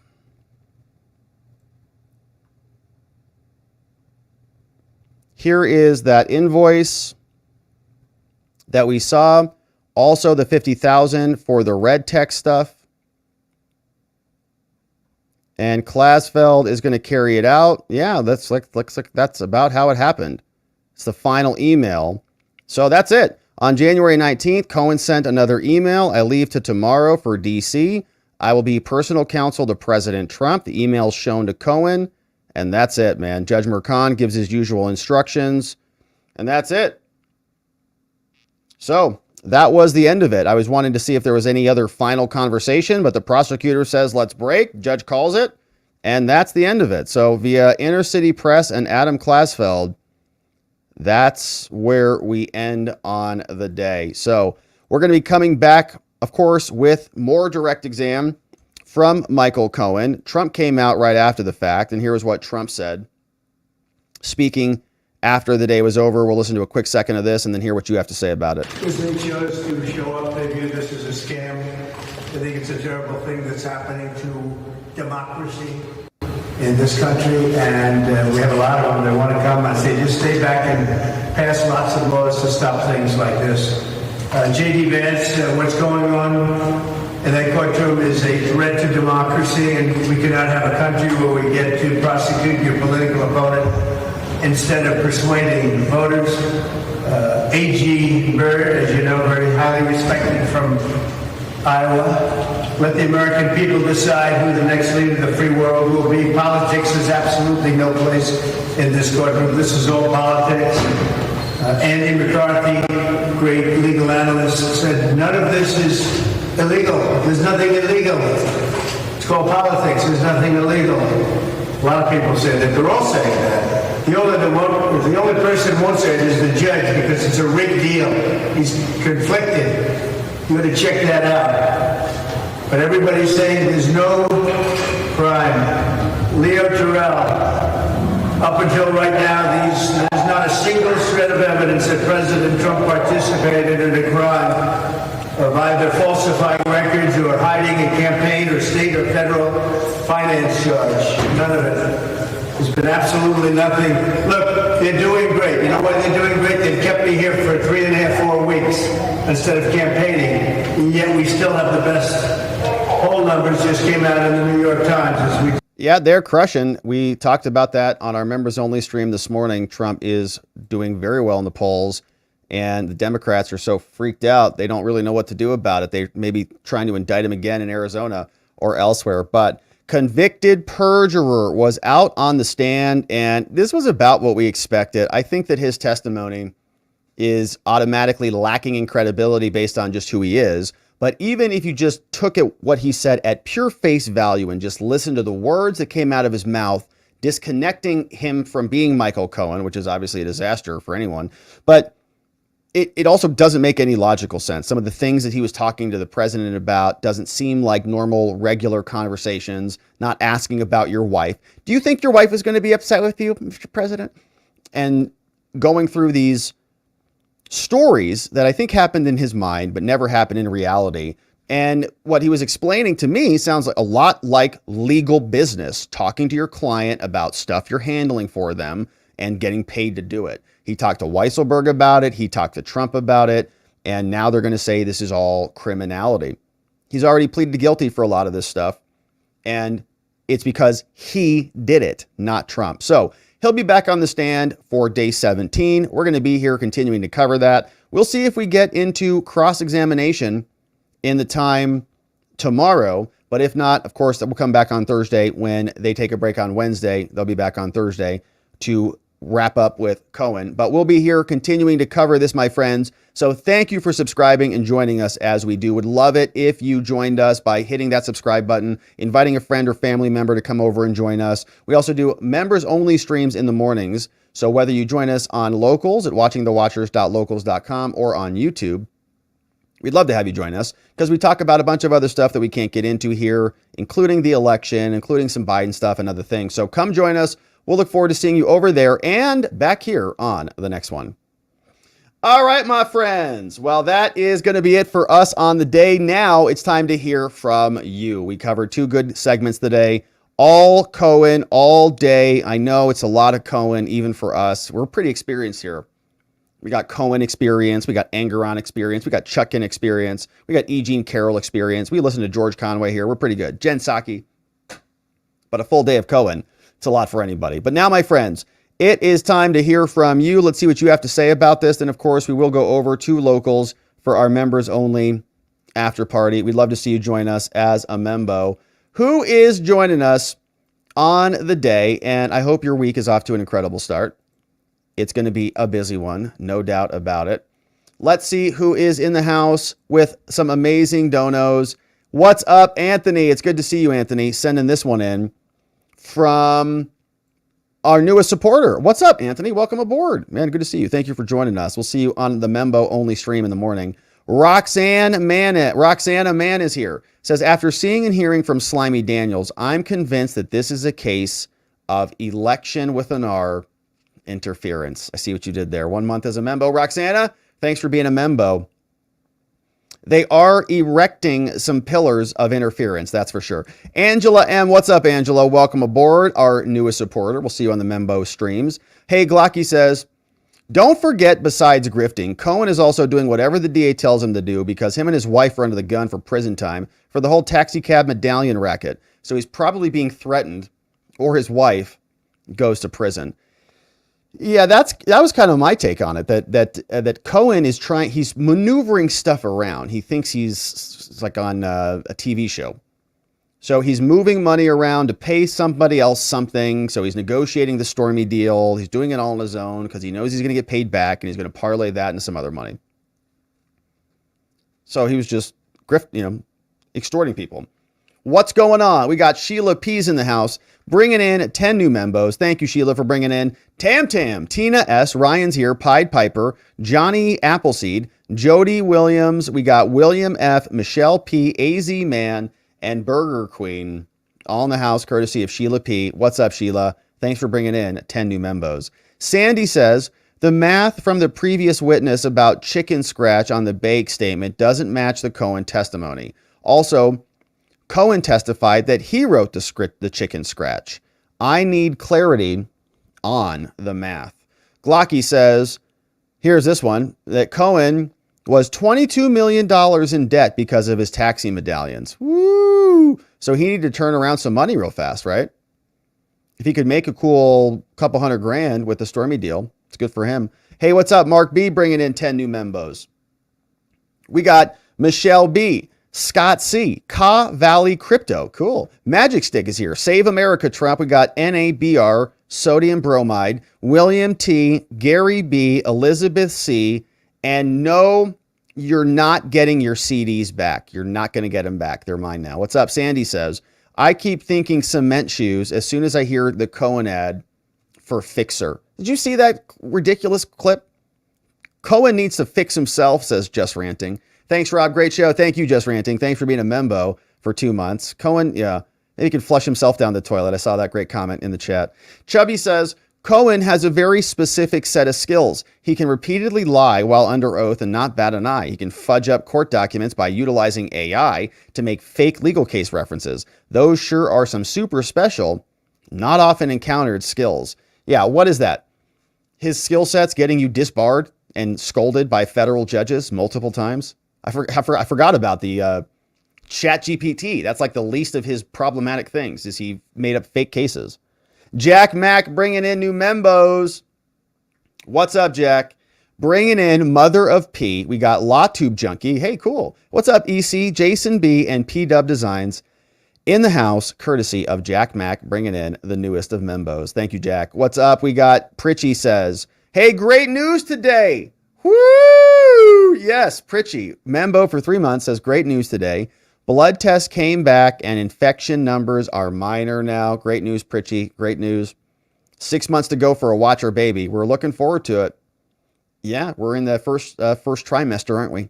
Good to see you, Pritchie.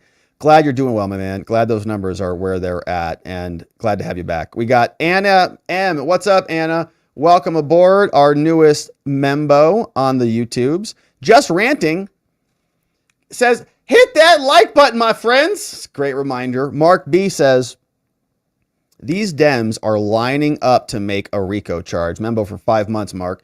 Yeah, thank you, Mark. So I think they could all be charged. Yeah, we add Biden, Garland, we add Lisa Monaco to the list. Then you throw in all of the prosecutors, Fannie, Jack Smith, Alvin Bragg. I'd go so far as to go get Jenna Griswold, right? Shenna Bellows from Maine, Colorado. You got to get Liz Cheney, bring her in there. Raskin, all of the J6 committee, they're all on the list. And it just keeps going. I mean, the list just keeps going, of course. Everybody else who's under them all gets added to the list, and they all get prosecuted. Exactly right. Hey, Economath says, Rob, hoping you'll shout out YouTuber Radix Verum, who, yeah, I know Radix, who is working on the Whitmer FBI hoax documentary. Bank of America just debanked her today, just before her final Michigan trip. She needs our support right away. What on earth? For what? Making a documentary about the FBI? The Bank of America debanked her? That is not good at all. So, my friends, we're sending love and support over to Radix Verum. She's on YouTube, right next door to us. And I've seen a lot of her work. And I know she's been covering the Whitmer stuff very aggressively. I'm wondering what the heck happened. That is terrible news and not good at all. So, let's go support Radix Verum. Hopefully we have her links that we can drop in the chat. That is terrible news. So we'll check in on her and see how she's doing. So go over there and support her. Get the latest update on that. She's been doing great work on the Whitmer plot, which we talked about, and then they got retried, and she's been picking up the mantle and carrying that forward. So that's terrible news. Thank you, Economath, for the update. So, my friends, let's go check out, support Radix Verum. She's on YouTube right next door. It's election season. I think there's going to be more of this. That's scary. What's up, Pritchie? Bringing in 10 new membos. Deborah C., Tommy C., Mr. P., Brad Thorne. We got Carol R., Renee B. What's up? Azak is in the house. What's up, Don? We got Namad, G-Nels, Pear Tree, all gifted membos, courtesy of Pritchie, bringing in 10 new membos. Thank you, Pritchie. Tree Climber, bringing in Julius VC as a new member. Thank you for that one, Tree Climber. Also bringing in Gene Spliced, also coming in. Thank you for that one. We got Pan-Seared Ribeye says, Cohen said that he did what Trump wanted him to do. Sorry, but people don't hire attorneys to just do whatever they want to do. They hire them to stay legal. Yeah, totally. And you've got a law license and an ethical obligation to not get your client in trouble. And Michael Cohen apparently was finagling all this for Trump, according to his, well, and I'm sure Trump doesn't want him to do that. So he's acting outside the scope of, Trump's not like, go do everything you can to get me in trouble. I want to commit as many crimes as possible, Cohen. Go do that. Clearly, that's not what he wants him to do. So how can Cohen be responsible for that? Stop sniffing kids, Joe. Says, love the show, Rob. It's been salty lately. Well, it's this trial. What can you do? The trial's causing a lot of salt out there. Gloria B, what's up, Gloria? Ellen T, good to have you in the house. Gloria B, thanks for bringing in a new membo. Ellen, just ranting, bringing in another membo. The OH State Buckeyes, the probably Ohio State Buckeyes in the house. Crash is in here. Says, Rob left a comment because of the word count, but here is the nice tip. Here is the comment, and thank you, John, for clipping this for us. Says, Rob, I left this tip in the chat. Thank you, Crash. Says, here's the story. We all love Patrick Henry's historic proclamation to the Virginia House of Burgesses at St. John's Church, Richmond, back on March 23rd, 1775. Woo! Before things really got cooking here in Arizona, in the United States. Says, quote, is life so dear, or peace so sweet as to be purchased at the price of chains and slavery? Forbid it, Almighty God. I know not what course others may take, but as for me, give me liberty or give me death. Equally as profound and impactful were his motivations in the second paragraph from that proclamation. Patrick Henry said, should I keep back my opinions through fear of giving offense? Through fear of giving offense, I should consider myself guilty of treason towards my country and of an act of disloyalty. Are we disposed to be of the number of those who have eyes, see not, and having ears, hear not the things which concern us? For my part, whatever anguish of spirit it may cost, I am willing to know the whole truth, to know the worst, and to provide for it. Rob, there is little hope that President Trump will be acquitted. That is the truth. Then will come the anguish of spirit for each and every one of us. His conviction will begin the birth pangs, and our labor will be costly.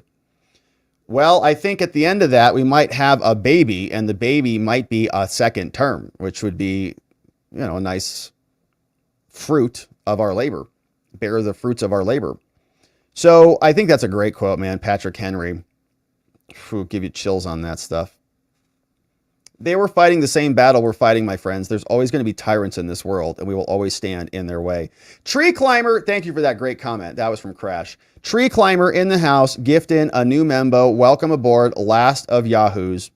We got this one from Catherine Rex on YouTube. Says, hey, Robin Watcher fam. Still down with the foot up.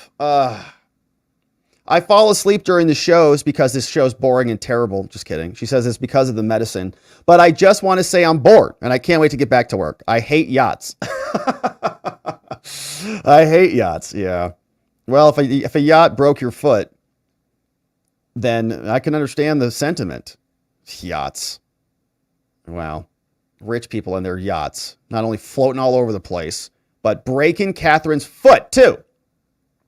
Good to see you, Catherine. Hopefully you heal up quickly, and I'll try to make this show a little bit more interesting so you don't fall asleep. Cowboy Rob says, isn't that recording illegal? So wouldn't that be fruit of the poisonous tree? So I don't know where it was recorded or what the states. So Michael Cohen may have not broken any criminal laws because of one-party consent. He may have broken some ethical rules with attorneys recording their clients, but he's not a lawyer anymore, so he's already lost his law license. So I'm sure Trump and his team tried to keep it out. But it's already been admitted. I think we already heard it once in this trial before. So I don't know that he's not a state actor. So he's a private person. So the fruit of the poisonous tree, that's generally for when the prosecutors do something bad, when the government does something bad. Cohen is a witness who recorded it, who's bringing that in. So it's a little bit of a different analysis. The government didn't do anything bad in producing that recording. Cohen did. And fruit of the poisonous tree is meant to punish the government. And the remedy there is generally that we preclude evidence from coming in because that's the only way you can sanction the government. The only thing that you can't fine the government. They just take your money and then spend it. So you have to make them lose. And poisonous tree evidence is precluded, so it doesn't come in. But it's a great question, Cowboy Rob. And Trump's people, I'm sure, have tried to keep it out, but the judge let it in. Ellen-T, what's up? Good to have you as our newest membo. Thank you, Ellen, for becoming a membo and supporting us. Hey, Alicia says, okay, Alice is having a difficult time on locals. I don't know why this is. Says, can't hear the stream. It won't play. Sometimes, Alice, a refresh will help with that. I'm sorry you're having a difficult time. Says, I am a lefty. I voted for Bernie. Would never vote for Trump unless Tulsi's on the ballot. Maybe Vivek. Interesting take, Alice. Well, we're glad to have you. Welcome aboard. Come on in. Come on in. We're welcome to have you. Sorry the stream isn't working. And it might just be a refresh. On local, sometimes you have to hit the refresh button. What's up? Thank you for joining, Alice. Glad to have you. We got Anthony A. Says, great podcast. I watch you every day. Thank you, Anthony. I really appreciate that. That's a huge compliment. I'm honored to be able to go through this entire ordeal, this experience with you. I think it's a once-in-a-lifetime ordeal, and we're never going to forget it. Sandy says, does it make sense to anyone that Trump agreed to pay Fed and state taxes in a gross-up when it would have been perfectly legal to reimburse Cohen? So Trump agreed to pay a $360,000 bill for a $130,000 bill? Yeah, I don't know what was going on. And it all seems like it was bundled up. So it wasn't exactly a Stormy payment. It was maybe a Stormy payment. It was a Red Finch payment. It was also a bonus payment. And maybe it was some other, gross stuff for other reasons. It was a bunch of stuff.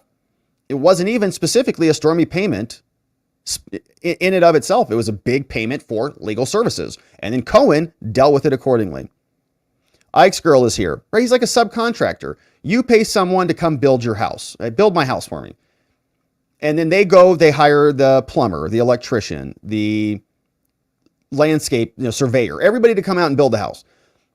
And then they pay them and they deal with it on their own. So Trump says, deal with my legal problems. Cohen does. He handles whatever he handles. And Trump pays him for a bundle of services. And now they're trying to say Stormy is included in that. What's up, Ike's girl? 3 months, baby. First trimester, almost, or 1/3 of the way to a baby. Can't wait for the full term. Speaking of a full term, we got a new baby. Revolutionary Bliss in the house. Membo for 9 months. A new watcher just running around right now. He's going to be a soccer player, I can tell. Look at those thighs, baby. What's up, Revolutionary Bliss? Good to have you. Thanks for being a membo for 9 months. Jack Mack is over on the tubes. Great question. Says, well, if Cohen did all of this fixer-type nonsense to quash stories for Trump long before he ever ran for president, doesn't that kind of set a precedent that he did so for reasons other than protecting Trump's campaign? Nailed it. Yeah, one of the main arguments here is that there's a bunch of other justifications for what Trump was doing. He's got a bunch of businesses. He's got an international brand and reputation. He's got a wife. He's got kids. He needs to protect those things. In fact, those things were so important, as Jack points out, Cohen was working on that before he even decided to run for president. He was thinking about it in 2011. Maybe that's how they'll try to, well, he was thinking about it though. That's why he had you doing those things. Yeah, but he didn't. So those were for other things. They served other purposes, didn't they? Great comment, Jack. Great comment and a nice dono. Thank you, Jack. Very generous. Randy M. What's up, Randy? Thanks for bringing in a new membo. Economath is coming in, courtesy of Randy. And Aussie says the phone call could have been a Trump impersonator on the other end. Yeah, it kind of sounded like, maybe an impersonator. Coke, please. Give me a Coke, please. I don't know. Could have been. I think they stipulated to it, maybe. Did they? I don't know. I don't know about that. It's hard to get that stuff from the transcript. I think they fought it. Judge let it in anyways. Voice of the People says, make sure to file a mistrial motion for the like button. Object to not subscribing to the channel and rest your case with that share button. I love that. That's just great. Yeah. Mistrial motion for the like button and multiple objections. If you don't subscribe, we object. Hey, it's the Munkets. Thank you, Voice, for that one. Hey, it's the Munkets is bringing in 10 new membos, including Sunshine H in the house. Masters of Criminology's here. Randy M, Tac Pay, Mrs. Hayes. We got That's Hot Air. Andrew D, Kitchen Mortician, Don G, Aaron R, and Triphouse R, all gifted membos, courtesy of Tony Hay Munkets. Hey, it's the Munkets. We got Sheila P says, Cohen is so slimy. He and Stormy belong together. Yeah, they should join Fanny and Willis and Wade on a cruise to Norway together, where they can see the Northern Lights and do podcasts. Hey, what's up, Glenn? Bringing in 5 membos. El Super Hombre is here. Jennifer W, Riley S. We got Richie R, Nate R, all gifted membos, courtesy of Glenn Croy. Thank you, Glenn, for bringing in the membos. Knox is here. Knox Bierman says, hey, happy Mother's Day, all. Back at you, Knox. I hope everyone had a great Mother's Day. We did. Mama G had a great Mother's Day. Hope you did too, Knox. Whatever happened to attorney-client privilege? Oh, it doesn't matter for Trump. Yeah, that's gone.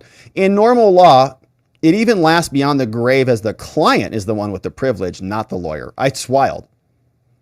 Could you imagine recording a client and then broadcasting that against the client's wishes, and everybody in your jurisdiction just lets that happen? It's crazy. I know, it's not our old justice system, Knox. It's not like it was 3 years ago. It's a whole different world. And, I think that's what you're saying exactly. Hey, Michael Cohen has a new Cohen of shame. They're not letting him walk around and fix things anymore. You can't fix anything. You just sit right there. Just sit there. You're not allowed to fix anything, okay? Stop fixing stuff. Real with Robo, what's up? Bringing in a new membos, Fizbin G in the house, courtesy of Real with Robo. And hey, K-Bean, what's up, K-Bean? K-Bean mods down the fort for us, keeps things nice and orderly here. She's bringing in 10 new membos. Super nice of you, K-Bean. Thanks for all of it. We got Eureka Hope is here. Shadow Seeker, Iconic Meerkat joining us. April F, Philip H, Jill C, Will Wallace is here. James Hicks, we got B Train, Terry B, what's up, and Kelly are all gifted membos, courtesy of K-Bean modding the fort down for us and bringing in new membos. Thank you, K-Bean. We got Milo Phone Bill. Says Trump paid 50 grand to Cohen to pay off Red Finch Solutions for some work they did, but according to USA Today in 2019, Cohen only paid them $15K. This is really weird. Yeah, and I think, Milo, you're on the same scent that Sandy's on. I think you both have your idea about the math being off. And we all know that you don't ask me about math because I can't even add basic arithmetic. What's up? At Scraith is a membo for 2 months. Says, hey, been a minute. How's the ham radio prep going? It's going very well in my mind. Very excited about actually doing it when it actually happens. And so it's still on the agenda. I'm very excited about it. We're going to do it. It's going to happen this year. We probably have to get through now the meetup. So the meetup is another thing that is now going to take up a little bit of time, but maybe after the meetup, maybe after the election is probably more realistic, but we're going to do it. We're going to get our ham radios, and Scraith, we're going to be the first broadcast to you. We're going to send, hey, what's up? Over hams. What's up, Anthony A? Good to see you. Anthony, as a new supporter, welcome aboard. Great to have you. Thanks for signing up. Hey, Jennifer, what's up, Jennifer? Says, Rob, you had another great show today. Killing it. Thanks for another great show. Well, thank you, Jennifer, for supporting us. Thanks for everybody who comes and joins us. They're great shows. I'm super excited that people are interested in it because it's important and they're trying to bury it. So I'm glad we're able to show a little bit more about what's going on. And we're grateful for Inner City Press and Matthew Russell Lee. Couldn't do it without him. What's up, John A. Boy? Thank you, Jennifer. John A. Boy says, a lot of stuff that Cohen provided was hearsay, wasn't it? Conversations between the two that wasn't recorded. Yeah, out-of-court statements made for the truth of the matter asserted, but what we heard a lot of, so if Cohen said something like somebody else said that thing, that would be hearsay. But Cohen was really giving us, from what we got, was a lot of his impressions, a lot of his interpretations, what he was seeing, observing there. And there may have been more objections. I don't know if they hit the transcript or not, but there may have been more in there about relevancy, calls for speculation, a lot of that stuff in there. But they were mostly, I think, his impressions. What did he see? What did he experience? Thank you, John A. Boy. Emax Tactical in the house says, what do you think his chances are of walking away from this unscathed? The forces that be are so hell-bent on demolishing this man, I don't think he'll be allowed to be adjudicated innocent. It's a great question, Emac. I mean, at the beginning of the trial, I would have said very low, just based on New York and based on the jury and based on maybe it's death by 1,000 cuts. Maybe there's no actual criminality, but my thought was we were going to be here for 6 weeks. They were going to hit him every day. Karen McDougal, all of the stuff. So I start in my mind thinking the jury might get fatigue. The jury might just decide, okay, guilty on something. But this is a strange case because they can't really split this. It's 34 charges that are the same charge. False business records. That's it. So they're not going to be able to we're not going to get that interesting split dynamic, I don't think. I'd be hard pressed to say the jury would find him guilty of 12 of the 34, for example. In some other cases, there's a series of crimes. Is it this one? Is it this one? Is it this one? Is it this one? And it depends how bad it is. I think they're all the same. So if you have one holdout, it's going to be difficult for there to be a compromise verdict where they just say, well, get him on those or get him on those 12, but we'll let those other go. And I think this case is so bad that the possibility is going higher. If I would not be surprised if there's a hung jury that happens here. I don't think he's going to be acquitted, but there might be one or two that hold out and just dig their heels in, and we might get a hung jury. I don't think he'll be acquitted on this, but it's unscathed. So acquitted, everyone comes out not guilty. That's how I would say unscathed. I think that's probably 0. Hung jury, probably the next best bet. And I think that's getting higher by the day. And the government is considering this. The other open question we have is, what are the jury instructions going to be? And is it going to be a choose your adventure type of jury charge where they can just pick any type of open crime that they said that he had intent to commit, whatever that happens to be? It's going to be loose and open. Do the jurors have to agree on those? Can they just pick whatever they want? Who knows? But great question, Emac. I don't think, guilty is less of a foregone conclusion now. Still probably likely guilty, but hung jury is looking a lot more plausible. What's up? Just Rhonda in the house. Hung jury for sure taking bets, I know. Just Rhonda, what's up? Bringing in 5 new membos. Thank you, Just Rhonda. Susan D, Nigel W, Huddy's here, Nana's in the house, and Davis Fire, all joining us courtesy of Just Rhonda. Thank you, Just Rhonda, for bringing in the new membos. Hey, Mustafa's here. Says, The Apprentice is a family show. Why the heck would a network put on a Stormy? Doesn't even make common sense. Stormy would have known better due to her experience in the entertainment industry.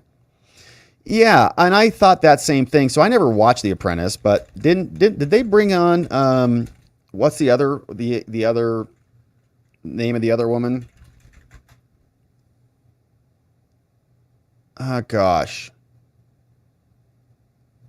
I should not have typed that into the search bar. I was typing The Apprentice with porn stars is what I typed into the browser. And apparently there's a show called The Porn Star Apprentice. Okay, so we just learned that today. That's via Google. There's no weird imagery on the screen or anything, but I thought there was another one. There was another name that, who was the other name that came up? The other porn star name that came up. Was it in the comments? Was it Jameson? They were talking about Jenna Jameson. That, I see the name. There was another one that they were going to bring in. Maybe, did she star on, was she on that show? Did they actually bring her on? That's kind of what I was trying to answer. The Apprentice, Jenna Jameson. Was she on it? Yeah, apparently she was. Maybe. Tito Ortiz and Jenna Jameson. They were on the Celebrity Apprentice, I guess. Okay. Yeah, it's kind of a weird thing. I don't know why they'd want Stormy on there. It's like, because they need degenerates on there? I don't know.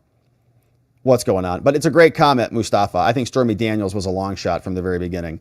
Flash River says, Porny Daniels and Michael Cohen make a wonderful couple. I can't imagine any jury buying anything the prosecution is selling based upon the reputation of this lunatic couple. From Flash River. I know, they're two of the worst people in America, and they're bringing them out as their star witnesses. It's just wild times.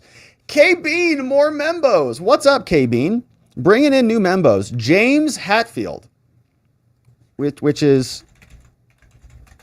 the singer of Metallica. That's cool.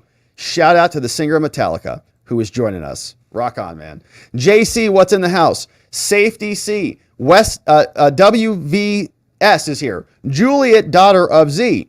Don N. Jada, BBC Propaganda. D. Brown, and Misfit News in the house. All brought in courtesy of K-Bean, modding the fort for us, keeping things nice and orderly. Thank you, K-Bean. Very generous today. Glad to have new membos. We got Fred Pedamonte bringing in Johnny, his rascally dog Johnny, who is seen here, who used to live on the Epstein Island. He says, give me lithium or give me meth, which is a little bit different than Patrick Henry. But he used to live on Epstein Island, probably hangs out with Hunter, so it's appropriate. Jennifer, what's up? Bringing in 5 new membos. Thank you, Jennifer. Mac McDowell, Trump is here.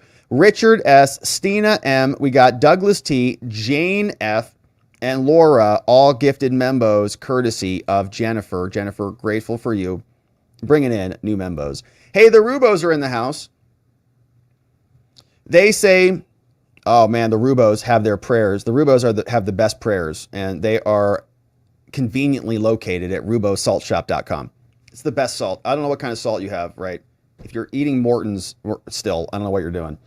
But here's a great prayer.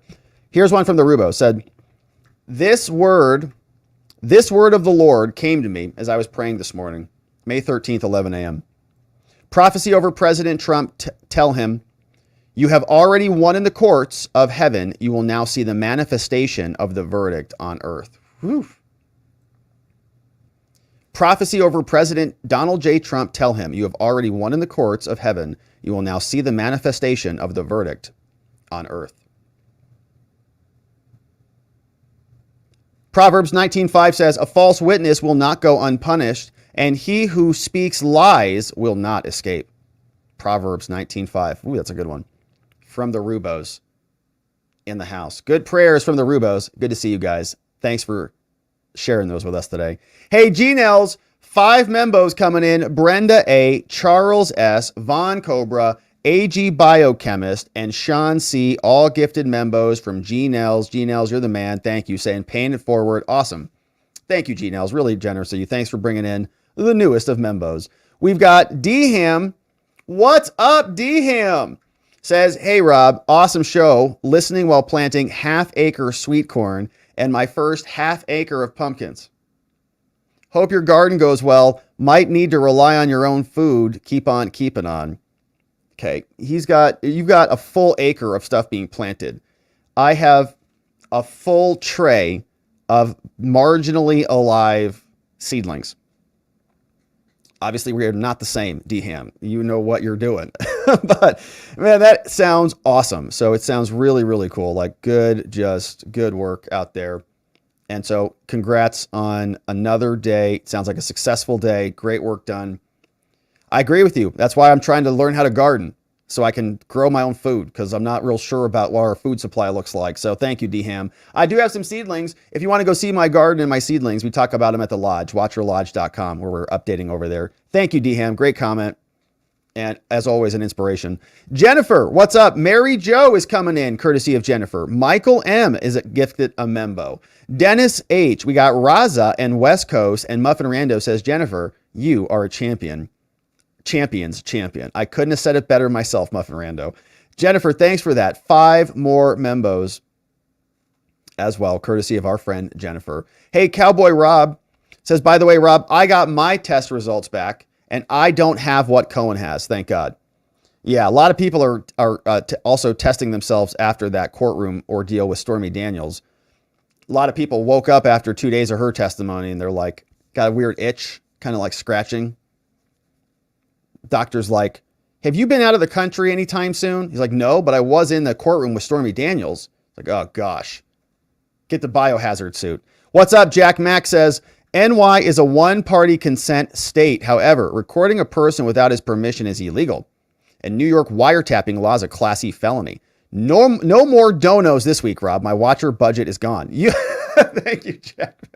Thank you, Jack. Well, it's a great show for all the comments, and we're grateful for your comments. And so thank you so much. I'll try to, we'll try to make them last, but I appreciate that. It would require somebody to prosecute him.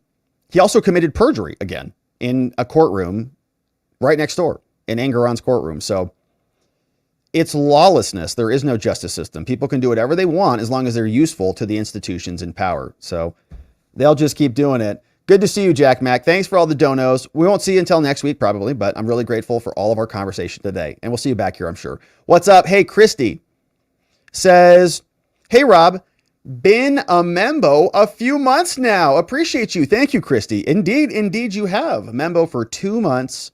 We're in our first trimester, Christy. It's grateful to have you. Thanks for being a membo for 2 months. We'll see you back here, hopefully, on month 3. First couple months are the hardest. Then it stops being, I stop being so obnoxious, I'm told. What's up? Knox says, my clients who are indigent felons are not particularly politicized, but when complaining about the overcharging of offenses, I remind them our 45th president is in a courtroom just like ours. They all nod knowingly. It's crazy. It's crazy. That's a wild thing. Yeah, and I haven't been practicing for a few years now, Knox, and I don't have the front row seat like you do to all of these dynamics that are changing, right? In the courtroom on the ground floor. You're still boots on the ground in the courtrooms. And yeah, there's a different camaraderie. There's a different connection there. Oh, I get it now. We're all working against our government. Got it. Good comment, Knox. Powerful one. This old guy says Cohen was an overly ambitious slimeball who was busy hitching his wagon to Trump and was working feverishly to move himself up the organization by getting, quote, credit for everything he was doing. Once Trump was running for president, Cohen set his sights on the attorney general or chief of staff. He just needed to get more credit. Sicko of staff, LOL. Guy's totally delusional. Attorney general, do you have any idea who that position generally goes to? Not Michael Cohen. What's up? Iconic Meerkat says, please leave your DNA on that like button. Yeah, just your thumbprint, though. We're specific about the type of DNA. So use your finger and press your mouse button and hit the like button. Other DNA, that's for the Stormy Daniels show. Cowboy Rob says, what about the judge setting aside the jury's decision and giving his own decision? So I think you're probably talking about like a judgment notwithstanding a verdict or something like that, which is not going to be happening here. So that's not going to happen. But what's up? Wasa Binau says, always a pleasure listening to the live stream and keeping us updated. This trial is like a roller coaster with all the witness statements making it Netflix worthy for a miniseries. Yeah, they got a wild cast of characters in here. You almost can't make it up. What Stormy Daniels was saying, what Michael Cohen was saying. He's doing some documentary about the fixer, whatever that happens to be. What's up? Wasabi now. We got Sandy says, mathing is hard for attorneys. We don't do it. That's why we went to law school, so we could read and don't have to use numbers. Mathing is hard for attorneys, and Bragg's case has some serious troubles. Can't wait for Cross to flesh this out. It's going to be great. Yeah, okay. So Mustafa says, it looks like Tito Ortiz was on season 7. Ah, thank you, Mustafa, for digging into it. Jameson was on his girlfriend and was just on the show to give a donation. I could be wrong. That was 10 minutes of research, LOL. Well, it's better than what I came up with. Yeah, and that's kind of what I was looking for, because I heard that come up in the testimony. But I agree, it doesn't seem appropriate to have, like, Tito Ortiz was a UFC guy. And that makes sense why he would be on. He's making a transition. But I agree. Why would they put on Stormy Daniels? That seems like just pure degeneracy. Why would they do that? Hey, Sandy says, Dems don't seem to understand. When there is no justice, there is just us. Woo. No justice, there is just us.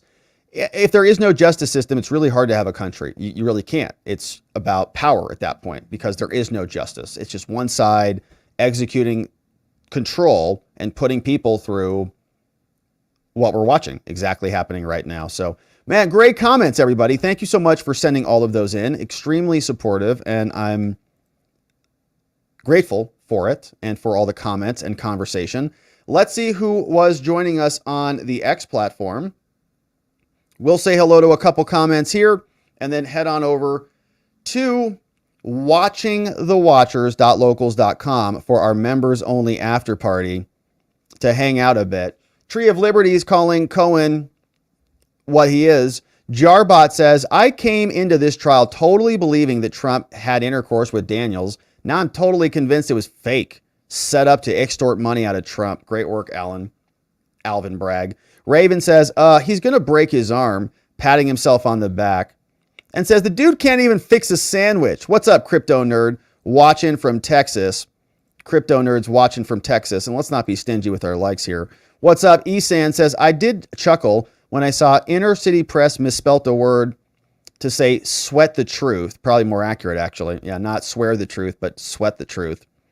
TJ King says, when Cohen says things like, I'm a fixer in the halls of power with my unique set of skills, I can't help but laugh. Reminds me of Buddy Hackett. I kept picturing Buddy Hackett playing the tough guy. It's hilarious from Cohen. C-SPAN Review says, how bad is your life that you turn to Michael Cohen to fix anything? I wouldn't trust him to fix breakfast from C-SPAN Review. And my friends, you can follow us over there on X at Rob Govea ESQ and follow other watchers out there in the wild on the X platform by following along over there.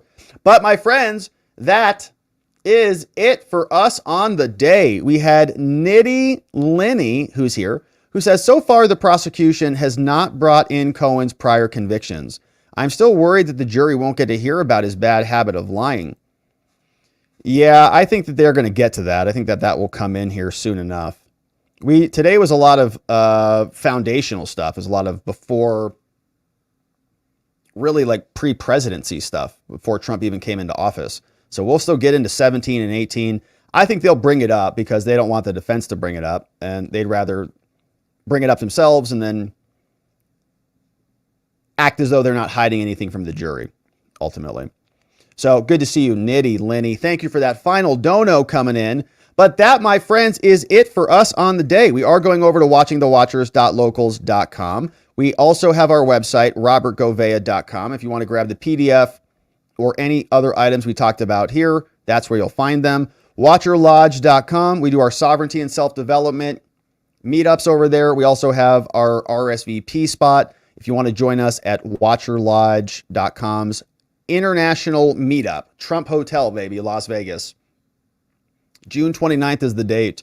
We'd love to have you join us. If you're absolutely serious about coming, go on over there and register. Just click that going button, and then more will be revealed. I'm finalizing the room and the setup and all the things, so we'll work on that in these coming weeks. But that, my friends, is it for us on the day. We want to thank our mods and our meme smiths before we wrap it up.